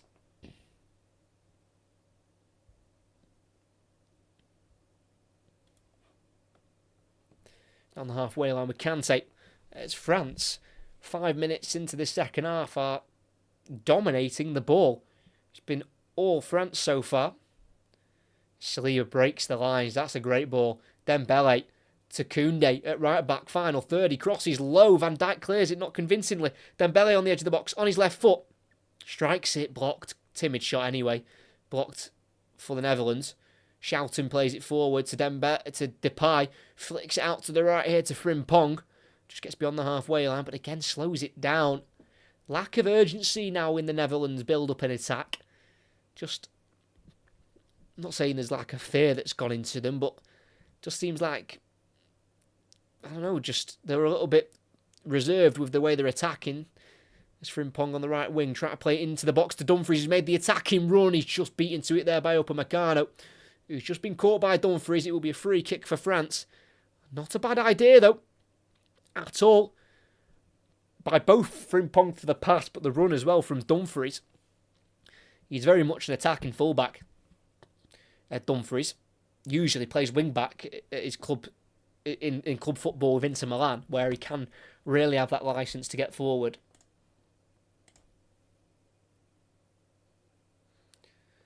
So it's in the 18-yard box. It looks like Saliba will take the free kick for France to Maignan. He's just going to go long here, high ball as well, down the France right into the Netherlands half. Van Dijk will want to win the header, and he will win the header. Put straight out of touch here for a France throw-in. Koundé wants to throw quickly, and he will do to Dembele. Returns it to Koundé. Now back it goes here to Upamecano. Definitely a positive start for France. They'll be delighted with how they're playing in this game so far, especially second half anyway. Kante takes it away from the side challenger. Simons then shoots from afar. Well over the crossbar by Kante, about 22 yards out. Don't see him shoot too often, N'Golo Kante, it must be said. He's just got the 2 goals for France against Russia in March 2016 and then against Portugal in the November of 2020. Yeah, doesn't usually score too often. He was injured for the World Cup, Kante, but this is the first time he's been back in the France side since March 2022. So clearly, Didier Deschamps valuing N'Golo Kante highly, despite not having him in the squad for so long and also seeing him play football in Saudi Arabia. Simons, just outside the centre circle now in the France half, sends it to the left now to Gakpo. First time he's able to do this in the second half. Cuts inside, lays it off for Reinders. Looks for Frimpong in the box, touch isn't great, just flicked away from him by Hernandez, but to Schouten for the Netherlands, and they can keep it. They go back to the centre circle to Van Dijk. Better though. Really need to start finding Gakpo more in those scenarios, one-on-one with Koundé. And here he is again, inside to Depay, goes back to Reinders. Furthest left is Simons. Depay would rather have him in the box, but he plays it through for Ake. Again, no one to aim for in the box, so he has to turn back here, find Depay. It's Ake again. And then back it goes to Reinders. Just missing that man in the box there due to Depay just coming in a bit deeper and a bit more wider to link the play up. Frimpong on the near side. Loads of time on the ball here. Finds Reinders midway side the France half. Forward into the left to Simons. Tripped from behind there by Dembele. Yes, he was. Well won free kick there by Simons, who is more than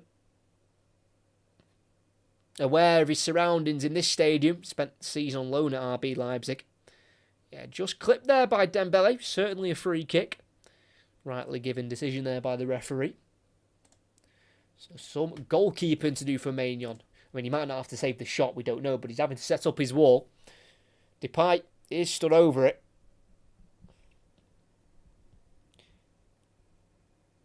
He's actually 5 goals off Van Persie, who is the all-time goal scorer for the Netherlands.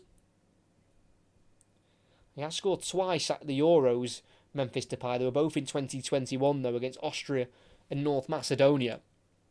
It'd be a great time to get his 46th Netherlands goal here to give them a lead. Depay, about 25 yards out.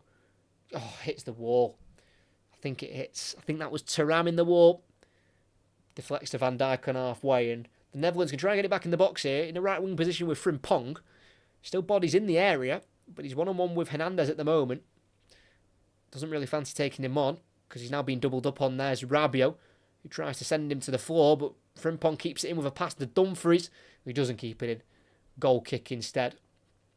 Just shoved away from the ball there, Frimpong, and yeah, just went out of play.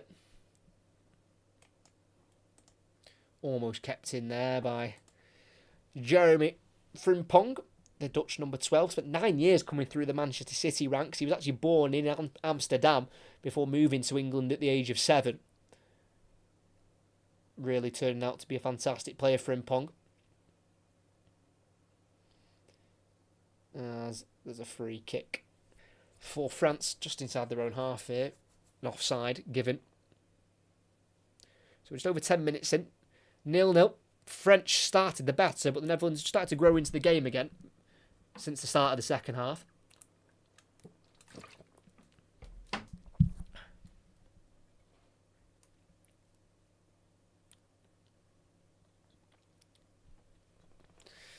Upamecano to the far side here to Koundé. Being forced to go back to Upamecano via the press of Gakpo.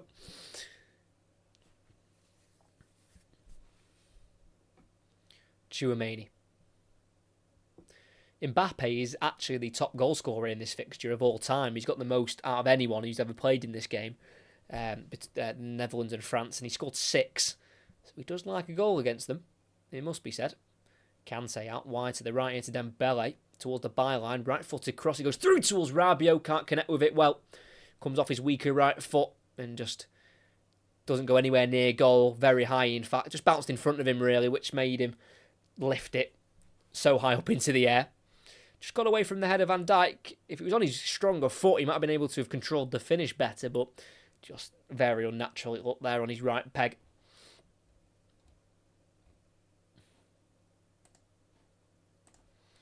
It's Netherlands now to build out from the back with their right centre-half here of Stefan de Vrij.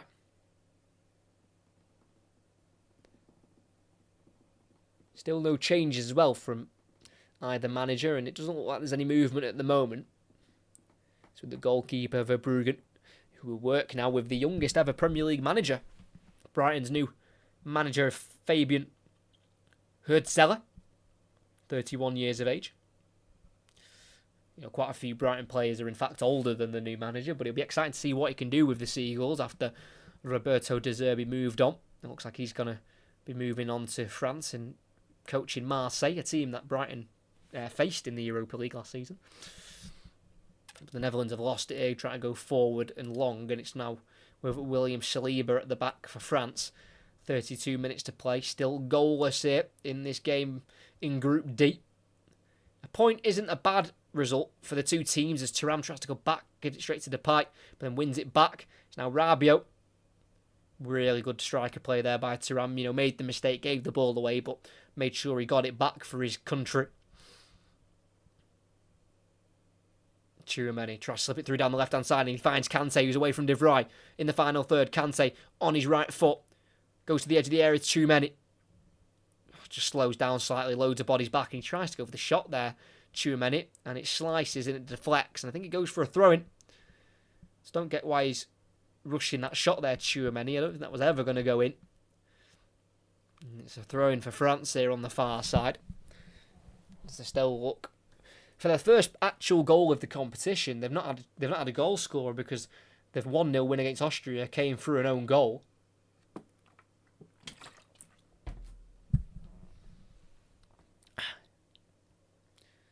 Dembele playing it into the path of Koundé, who stayed forward here from right back through to Dembele, looks for Kante, intercepted by Reinders, straight back to Dembele though, the number 11, couple of step overs, trying to work a bit of space for a cross or a pass, finds Kante, who's been dispossessed for the first time by Simons, but he wins it back there in N'Golo Kante. There's still France on the ball, who are camped inside the Dutch half here. Upamecano on the right hand side, looking for the pass forward, but being cut off here at the moment, so being forced to go back to Saliba. I think it's just a matter of quick passing here for France. It's the only way they're going to open up the Netherlands' defence. Is Rabiot 1-2 here with Dembele. It's now Thuram on his right foot, can work the shots, and it's wide of the post, aiming towards the bottom left corner. Just a yard or two wide. Not a bad attempt there by Thuram, who just dropped slightly deeper away from the 18-yard box to receive the ball and work his own way towards goal with the ball himself. It's not the worst attempt in the world there by Marcus Thuram. Just the 2 goals for France, for Thuram, in his previous 21 appearances for his country, both in 2023 against Ireland and Gibraltar. Simons, sliding challenge there by Tchouaméni. Simons just holds the ball in his leg, and that'll be a free kick to France. Simons has hurt himself. Rightly given free kick, just holding the ball in between his leg and the back of his leg and his hamstring. Bit of simulation, really, holding the ball like that. Was that a foul on him by Tchouaméni? Possibly. But you can't just then keep hold of the ball in between your legs because you don't get your decision. So, free kick for France here. Simons has to just accept it and get on with it. But he has been hurt here.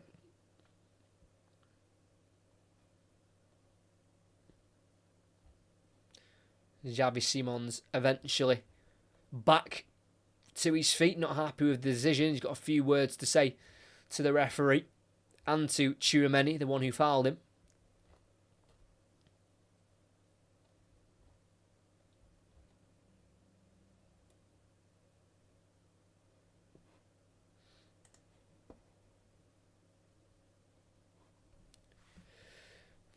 Ball through to Dembele, touch in front of him, but it's well dealt with by Ake. And can he see it for a corner? He can. Good forward play by Ousmane Dembele. It's a good game, but absolutely nothing has happened. It's weird.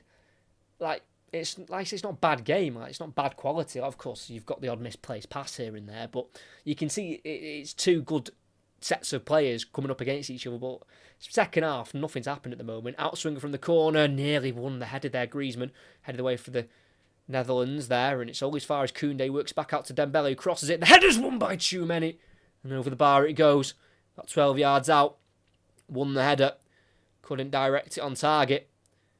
Even if it was on target, possibly Verbruggen had it covered. It wasn't exactly in the corner. Quite central, actually, the header, as he won the ball there on De Vrij, who couldn't quite get up above him. But yeah, I mean, the first half had plenty of chances. This second half just not really had the same amount. Do feel like the Netherlands have kind of took their foot off the pedal a bit. Not because they're tired, I think just a bit out of, not fear, like I said before, it just seems they're a bit more reserved, not wanting to give too much away, because of course they've now got less time to get back in the game if they do concede. Kante on this near side, laying it off and leaving it for Tchouaméni. Still no substitutes yet used in the game by either of the two sides. Rabiot goes out to the right here to Upamecano.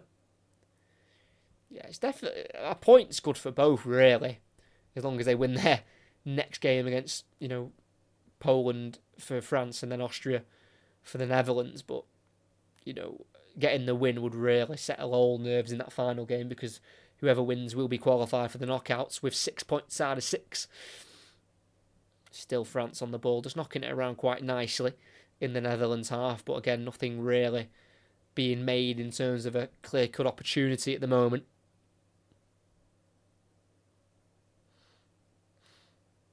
Dembele forced to go back to the halfway line here to Saliba.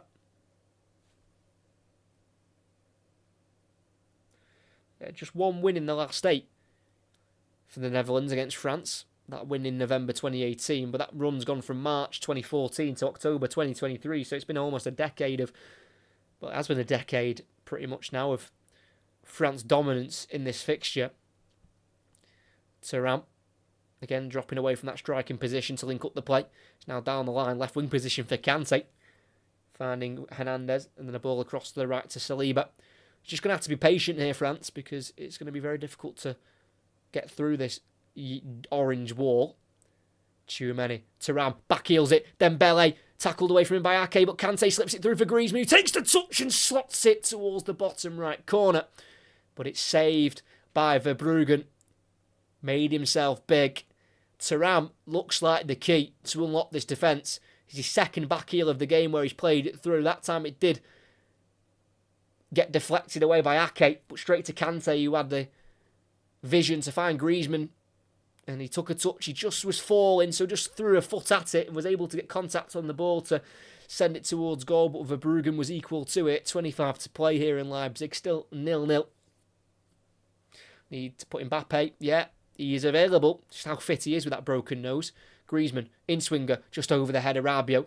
Headed away for the Netherlands. Still with France though on this near side with Hernandez. Goes down the line here for Upamecano, who's not your natural crosser of the ball. Puts it on the angle for Tchouaméni instead, not being closed down, so he'll go for the shot instead. Deflects off a couple of orange shirts and eventually to the feet of Frimpong, who's tackled fairly there by Dembele. And France have it back on halfway with Kante. Definitely the better side in the second half, France. That's for sure. But again, nothing to show for it at the moment.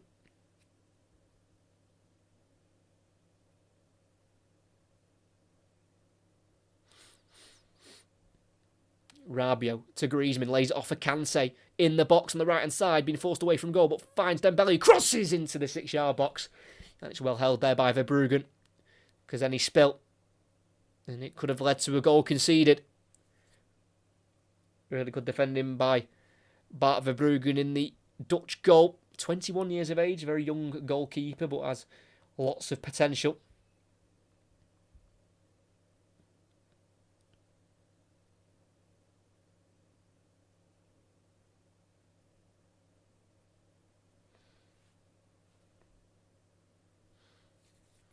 Still no changes as we've got just over a quarter of the game to play.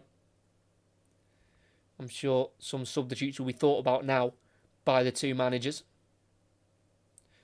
Ronald Koeman, he's been around as a manager, has been assistant for the national team before taking the job for the second time here. Also was an assistant at Barcelona before having the job himself a couple of years ago. It's Griezmann running at the Dutch defence here. Out to the right it goes to Dembele, who's just away from the 18-yard box. He now enters it onto his left foot, chops onto his right, then onto his left, shooting eventually, and over the crossbar it goes. You feel like it's coming for France. If anyone's going to score, it is them. Ake getting turned inside out a little bit there by Dembele, who's definitely putting on a better performance tonight. Ousmane Dembele didn't quite click for him in that opening game to Austria. Still never scored at a tournament so far. Bit of frustration as well there for Didier Deschamps, taking charge of his 155th France game. Just 8 defeats since 2020 for France. That's 54 games. Just 8 defeats, so don't lose too often.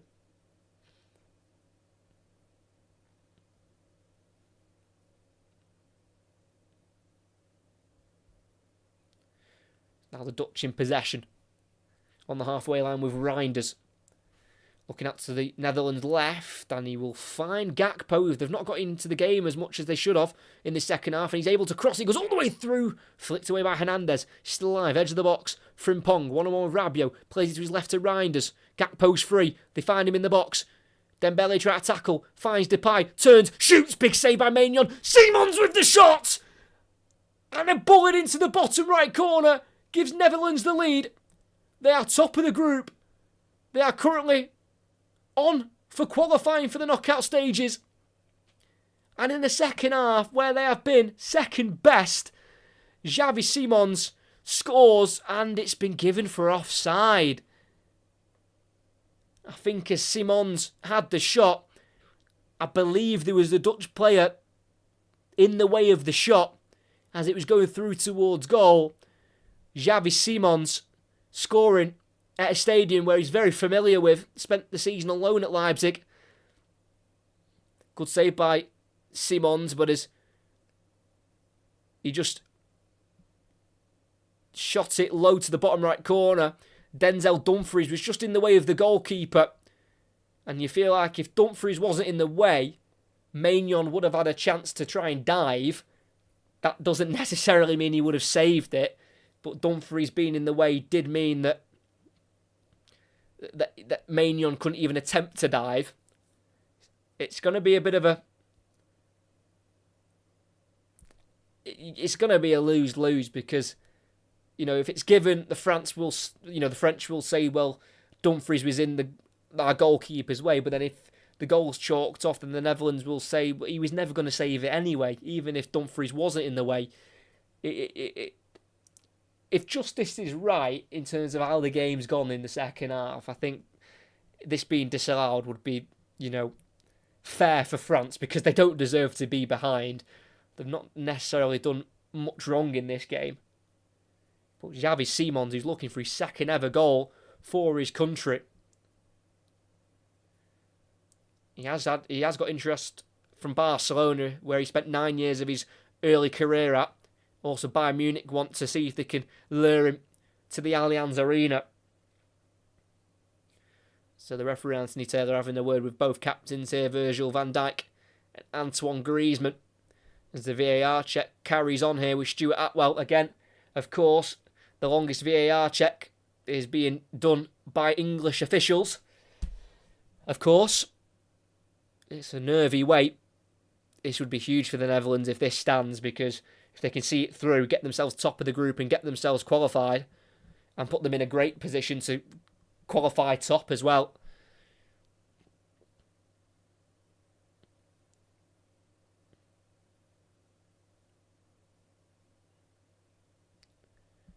Not quite sure what the decision is. The VAR check apparently is over, but we've still not had any show of what's been given, and it is offside. Denzel Dumfries has been given offside as Simons had the shot. Dumfries was in the way of the goalkeeper, and Dumfries was stood in an offside position, hence why the flag was raised by the assistant referee on the near side. Bit of a let-off for France, because that's really the first time the Netherlands have got forward in a dangerous manner. But it would have been a bit harsh on them if they were to go behind in the game. It's just difficult for the Dutch to accept for me, because, you know, Dumfries doesn't touch the ball, by the way, and he is in the he is in the way of the goalkeeper, like, generally, like, he is. But the shot is hit with so much pace, even if the goalkeeper tries to dive and get there, he's not getting there. He's just not saving it. So, again, it's common sense that needs to come into play a little bit. But in football, common sense and laws, they don't really use common sense. The law's the law, and by law that probably is disallowed. But common sense, really, you know, the goalkeeper's never saving that. He's hit it so well. But anyway, it is offside. We've had changes here as well. Let me catch up on those. I think the Dutch have made 3 changes altogether here, as it is Maignan outside of his box having to clear away from Depay. So we've had Frimpong off, Schouten off, and Simons off, who just scored the disallowed goal.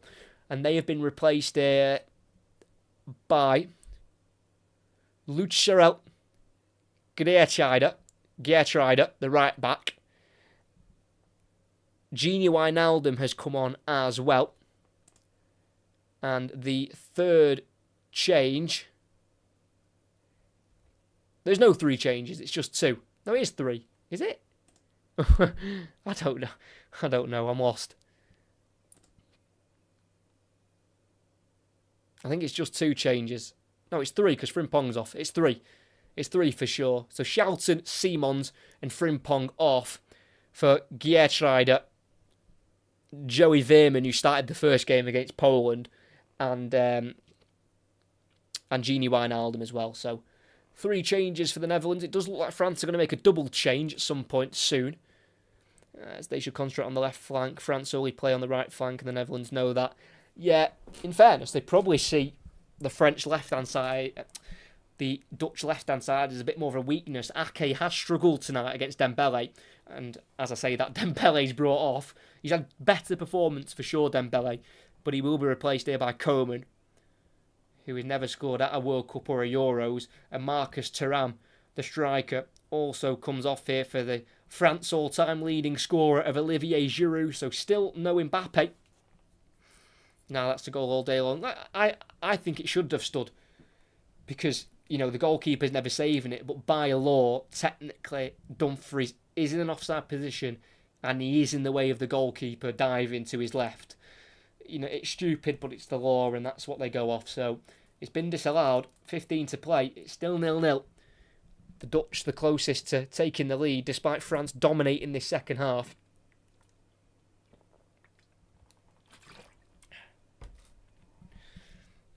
So it does look like Dumfries is going up a little bit higher. He's going to play that right wing position where Frimpong has been playing, and the substitute Geertruida, the Feyenoord defender, will play at right back. He's been born in Rotterdam. His contract expires at the end of next season. Lucharel Geertruida, just 23, turns 24 just after the Euros on the 18th of July. It's Van Dijk on the edge of the box. Going across to the right here to De Vrij. Midway side zone half. Griezmann slowly pressing. Goes to his right here to Geertruida. It's now Van Dijk, the captain. Going back across to De Vrij. Dumfries hugging this touchline. Goes back to Geertruida. It's now on the edge of the box to De Vrij. The Dutch keeping the ball. If you are new, if you haven't liked already, please hit that like button. Massively helps out.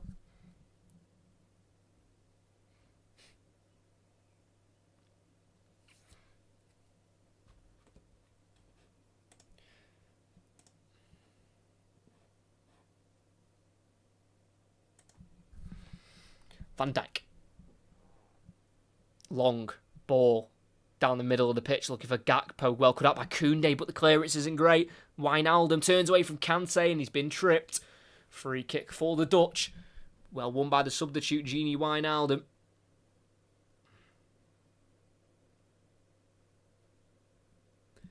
Scored 3 goals in European Championship matches. Wijnaldum, they all came in 2021. And this is a free kick from quite a distance here. Veerman, the substitute, and Depay's over it. He'll be around 28 or so yards out here. It'll take some strike to score here for Memphis Depay.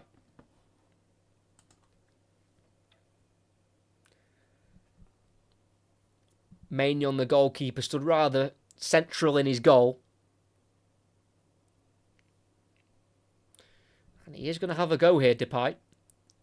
No, he clips it in instead towards Van Dijk at the far post. Well won header by Hernandez. He concedes a corner, but that was going to land right on the forehead of Virgil van Dijk, who was going to put it back across goal.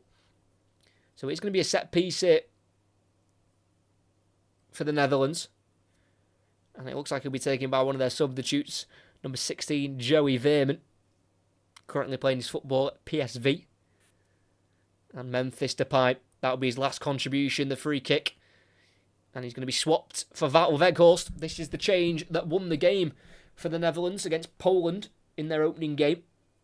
Weghorst has got 4 in his last 5 for the Netherlands, the 6'6" target man. And he has scored with his last 3 shots at tournaments. Veerman crosses, header by Van Dijk towards Weghorst, dealt with though by Upamecano. Griezmann's touch is heavy, but there's an offside flag there on one of the Dutch players. And it is a free kick for France with just over 11 minutes to play of the 90 minutes. Let's have a look. Veerman crossed it, and as it was headed forward by Van Dijk, Weghorst was in an offside position. He challenged Upamecano to the ball, didn't win the header, but he challenged him for it.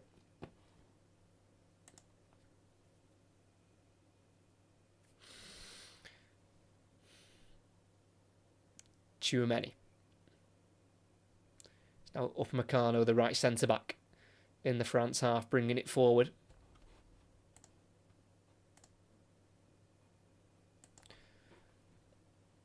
And going across here to Saliba. 10.5 minutes to go. Still goalless, but we have had a goal disallowed for the Netherlands. Xavi Simons shot into the bottom right corner, chalked off for Dumfries being in an offside position as the shot went towards goal.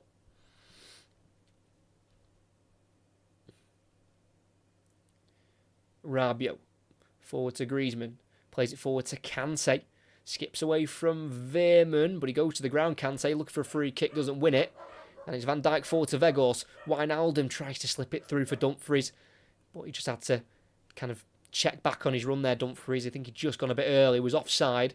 It's now Griezmann on the left-hand side for France, back inside to Kante again.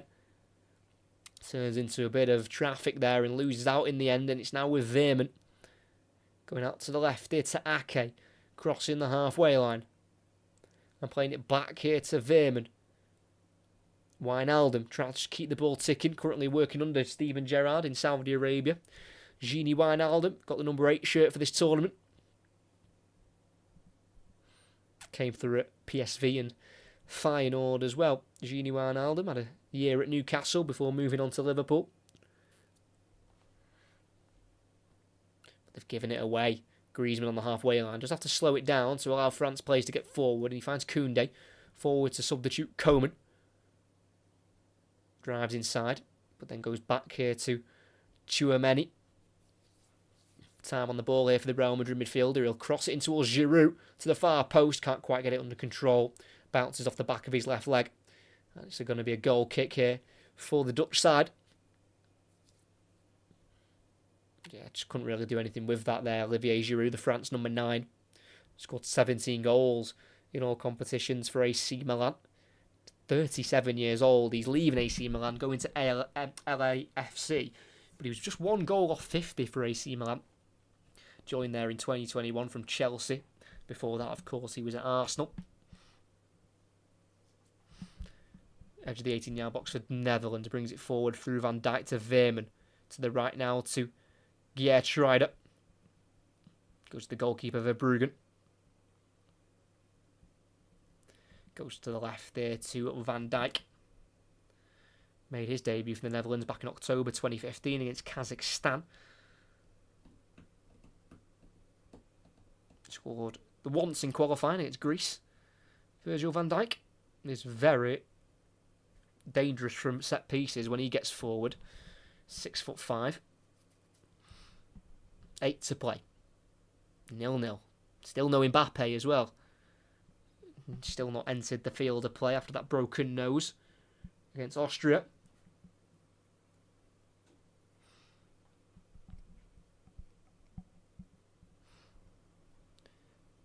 Geertruida going from right back to a central midfield role, inverting into the middle of the park. Gakpo, ball forward in behind, comes off the head of Koundé to Ake. Weghorst now has it to Reinders, can't work it out to the right to Dumfries, a very short pass. It's now Rabiot to bring it forward. Coming up against a teammate that he's, not teammate, coming up against someone that he's faced in his league. Rabiot, Dumfries of Inter Milan, and Rabiot of Juventus.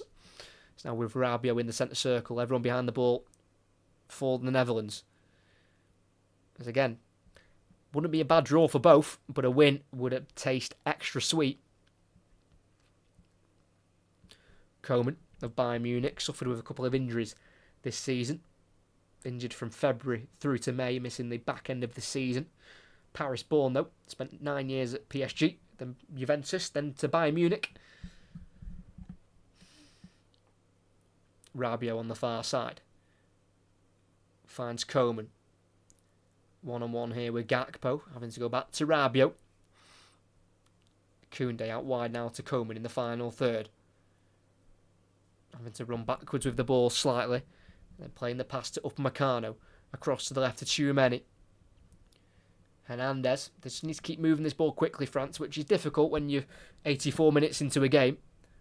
A game that's had, decent intensity. And they've had to work hard, both of these sides, to get to this point in the game of being level and not being behind. Coman in the final third, running at Gakpo again. A bit of a mismatch, really, in terms of attack versus defence. Coman just outside the box, playing the ball backwards to Upamecano and across to Tchouaméni. Upamecano. Forward to Coman. Returns it to Upamecano.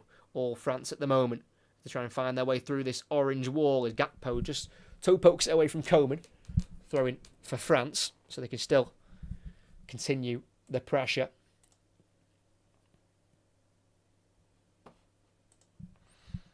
Tchouaméni.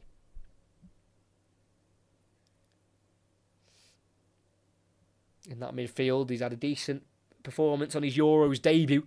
Tchouaméni, it's just his second tournament. His first was the World Cup in Qatar when he scored in the quarter-final against England.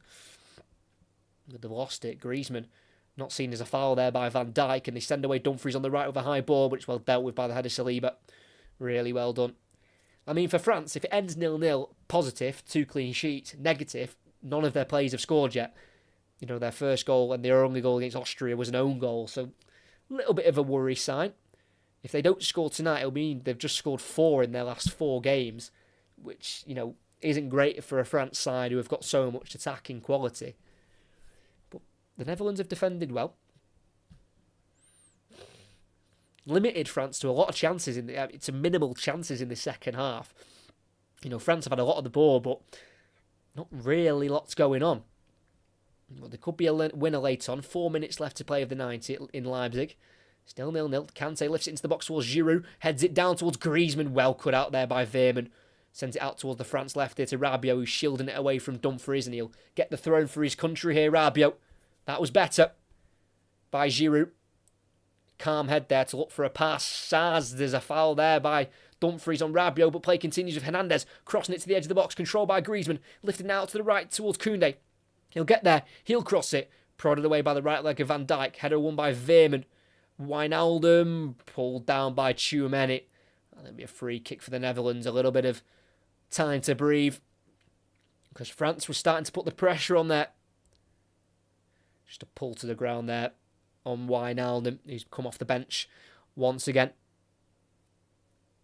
today for the Netherlands.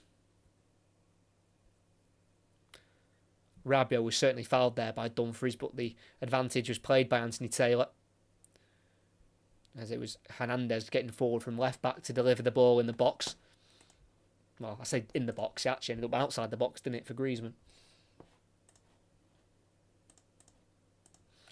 But if it looks like there's going to be a winner, it's France, and we said that before, and then the Netherlands went up the other end and put the ball in the back of the net, but it was disallowed for an offside.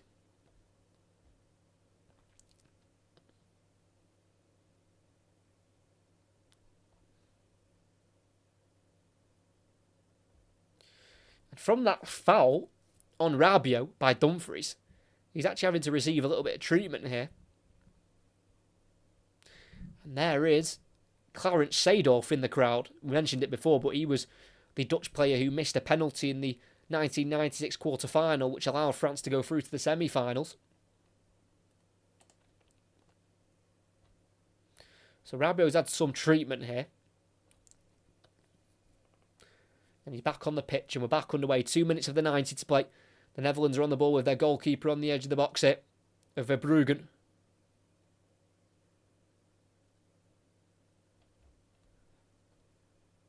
De Vrij. Forward to the halfway line to Dumfries.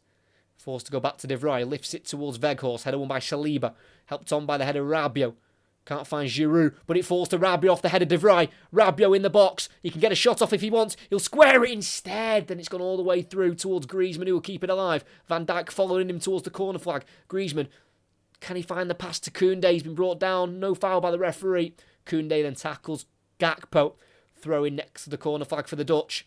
Again, you feel like Rabiot, just go on your own. I know the angle's not great for him, but that ball across it was never reaching anyone, in all honesty. I mean, Coman was getting there, but getting there late, and then Griezmann was very late on the scene. He was the one who kept it alive on the far side.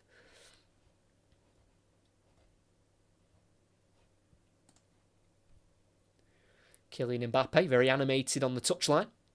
Doesn't look like he'll be coming on anytime soon.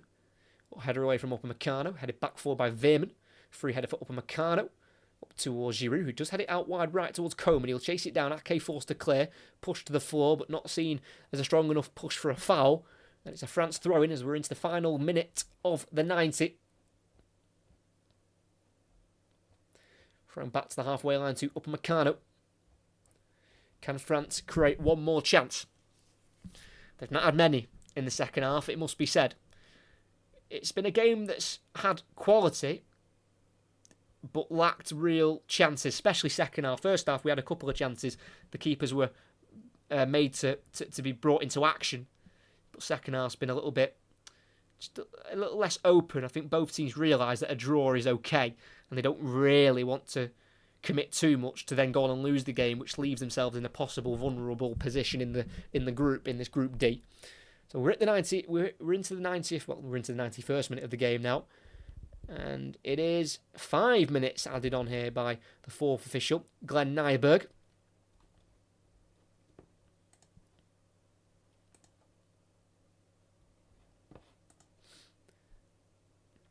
Upamecano, ball through for Coman on the far side here. Low ball into Koundé. Lays it off one more for Kante. Shoots, deflects, corner on the far side for France. Just never quite sat up there for Kante to get a shot towards goal. His touch wasn't great, a bit too close to him, and then when he eventually got it out of his feet, it was Weghorst in the way.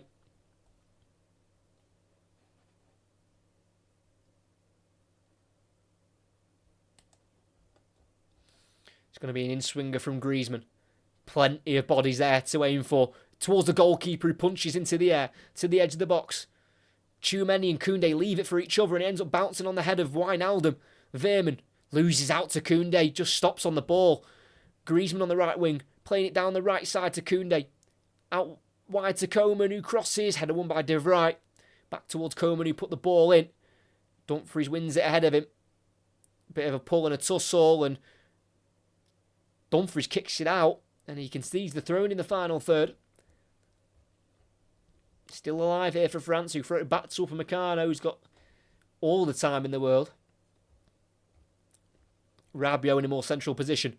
Goes out wide to the left here to Hernandez. Kante makes a run off the ball. Hernandez will cross it instead to the far post. A free header for Ake. Coman was arriving late, but easy for Ake to deal with. Koundé can't quite keep it in play, though, with his touches, who's being closed down by Gakpo. And with 3 minutes of additional time to play, it is still 0-0. And it's a Netherlands ball. French has a weak offence without Mbappe. Yeah, they've not looked great. No chances created tonight. I think they've looked quite. I think they've flowed quite well. Griezmann linking up with Dembele when he was on, and Thuram, some nice link-up play. It's not like it's been all bad, but they are definitely missing. Of course, you miss a spark when you've not got Mbappe on the pitch, but. And I mentioned it before the game, on the team sheet, when you look at it for face value, it lacks a goal scorer. I know they brought Giroud on for the final 15 minutes or so, but they were definitely just missing that out-and-out goal scorer on the pitch, and maybe for the next game they might start with a Giroud, or Kylian Mbappe might be ready to return into the starting 11. So we've got 2 minutes here, Netherlands just passing it around in their own half here. Of course, the draw would be fine for them. They wouldn't mind it, because 4 points pretty much guarantees you qualification, because you've got to remember 4 teams go through as a best third place team, and usually 4 points is enough to be classed as one of those best third place teams. But the Netherlands could win it later here. Veerman to Reinders.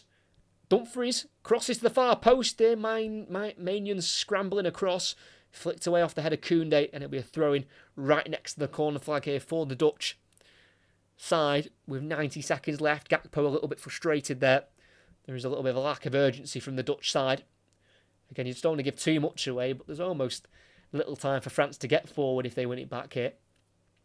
Ake throws it into the box looking for Gakpo, headed away by Koundé. It's now Coman who just about avoids the corner and clears it down the line here. Good touch by Van Dijk. Straight into Veerman, plays it through towards Gakpo, who can't control it. He was coming back for an offside position anyway, but it'll go through for a goal kick. You do commentaries for all Euro games? No, not all of them. I just pick a few because I do notes for the games and that takes me a while, so I can't do them all. But the next one you can see just going across screen. I'm doing Scotland-Hungary on Sunday at 8 o'clock, and then on the Monday I'm doing Croatia-Italy. So 2 more coming up for the group stage, and then after that we'll be bringing live commentaries from the knockout stages here for Euro 2024. So just over 30 seconds to play. France on the ball in the centre circle of Upamecano. This would be late drama if we were to get a goal now. Doubt we will, but let's see. Stranger things have happened in these Euros. It's been a brilliant tournament so far as Griezmann works out to the left here to Hernandez, midway side the Dutch half. Going back to Tchouameni, looking for the runner. Hernandez in behind, but it'll be seen out here by Geertruida. Yeah, well seen out, good defending, and with 10 seconds to play, that will more than likely be that. And I think we're going to get a first 0-0 in this fixture since March 2004. Over 20 years since these two had a stalemate of 0-0. We hadn't had any draws in the last 9 between these two, but of course today's the day we get a 0-0. No Mbappe, and a couple of problems for France going forward. They've been sound defensively, 2 clean sheets. Verbruggen sends the goal kick high into the sky. And Anthony Taylor blows the whistle, and it is full time here at the Leipzig Stadium, and it finishes the Netherlands 0, France 0. First half was certainly a lot better than the second in terms of chances. Griezmann had a couple of strikes at goal in the first half, one of them just going wide of the top left corner. The Dutch also had chances in the first half. Gakpo was looking really dangerous on that left flank, cutting onto his right foot, forcing a save from Maignan. But in the second half, it was mainly France on the ball, but neither of the two teams really created anything too dangerous, in all honesty. They did have the ball in the back of the net with 20 minutes to play. Xavi Simons at the ground where he spent the season playing at on loan at RB Leipzig. He got a goal, drilling the ball into the bottom right corner, but in an offside position in the way of the goalkeeper's dive. Denzel Dumfries was in the way and he was given as offside. VAR had a good look at it, had a long check at it, but they deemed that that was the right decision. You know, would Maignan have saved it if Dumfries wasn't in the way? He probably wouldn't have, because Simons hit it with some pace, but by law, Dumfries was offside. It was in the way of the goalkeeper of making a save. So by law, they've probably got it right, but common sense didn't prevail because, you know, I don't think Maignan was ever getting there. But the goal was disallowed. And from there, again, France probably looked like the only team wanting to score. And also on the flip side as well, I think both teams, both nations realised that a point isn't the worst result. Not saying they played for a draw, not at all, but I think they were in full awareness that a draw isn't the end of the world, and it's probably better than committing to trying to win the game and then losing, and then you're in a bit of a precarious position going into the final group game. So it is 0-0 here. France and Netherlands in first and second on 4 points. Austria in third with 3 points. So the Netherlands have to be careful. That is for sure. The Netherlands have to be careful, because if they lose to Austria, they will then drop to third, which still means they could go through, but it means that they'll probably have a more difficult round of 16 games. So I think finishing in that top two will be the aim for both of those countries who have played tonight, and Austria as well, who are right in the mix to try and qualify after losing to France just narrowly 4 days ago, but then winning 3-1 against Poland. Great commentary as always. Cheers, mate. Thank you very much. Remember the next two commentaries, as mentioned before. Sunday night, 8 o'clock UK time. Scotland against Hungary. Again, both teams could technically still qualify. Hungary less likely to, even if they do win. But the Scotland, if they win, they're on 4 points. They could qualify as a third place team. And for Croatia, Italy, again, same goes there. All of the teams in that group could qualify. Again, Albania less likely because they're on 1 point only, and they've got to go and play Spain, who look in formidable form at the moment. But that game between Croatia and Italy could, you know, knock one of the two out, because if Croatia win, it leaves Italy on 3 points only, which might not get them through as a best third place team. And if Croatia lose, of course, that knocks them out, because that would leave them on 1 point after the 3 games. So the next two commentaries are definitely interesting and definitely worth watching. So make sure you check them out on Sunday night and Monday night. But thanks to everyone who joined tonight. Make sure you like and subscribe if you haven't already. We've had a stalemate here in Leipzig. It's the first 0-0 of the tournament.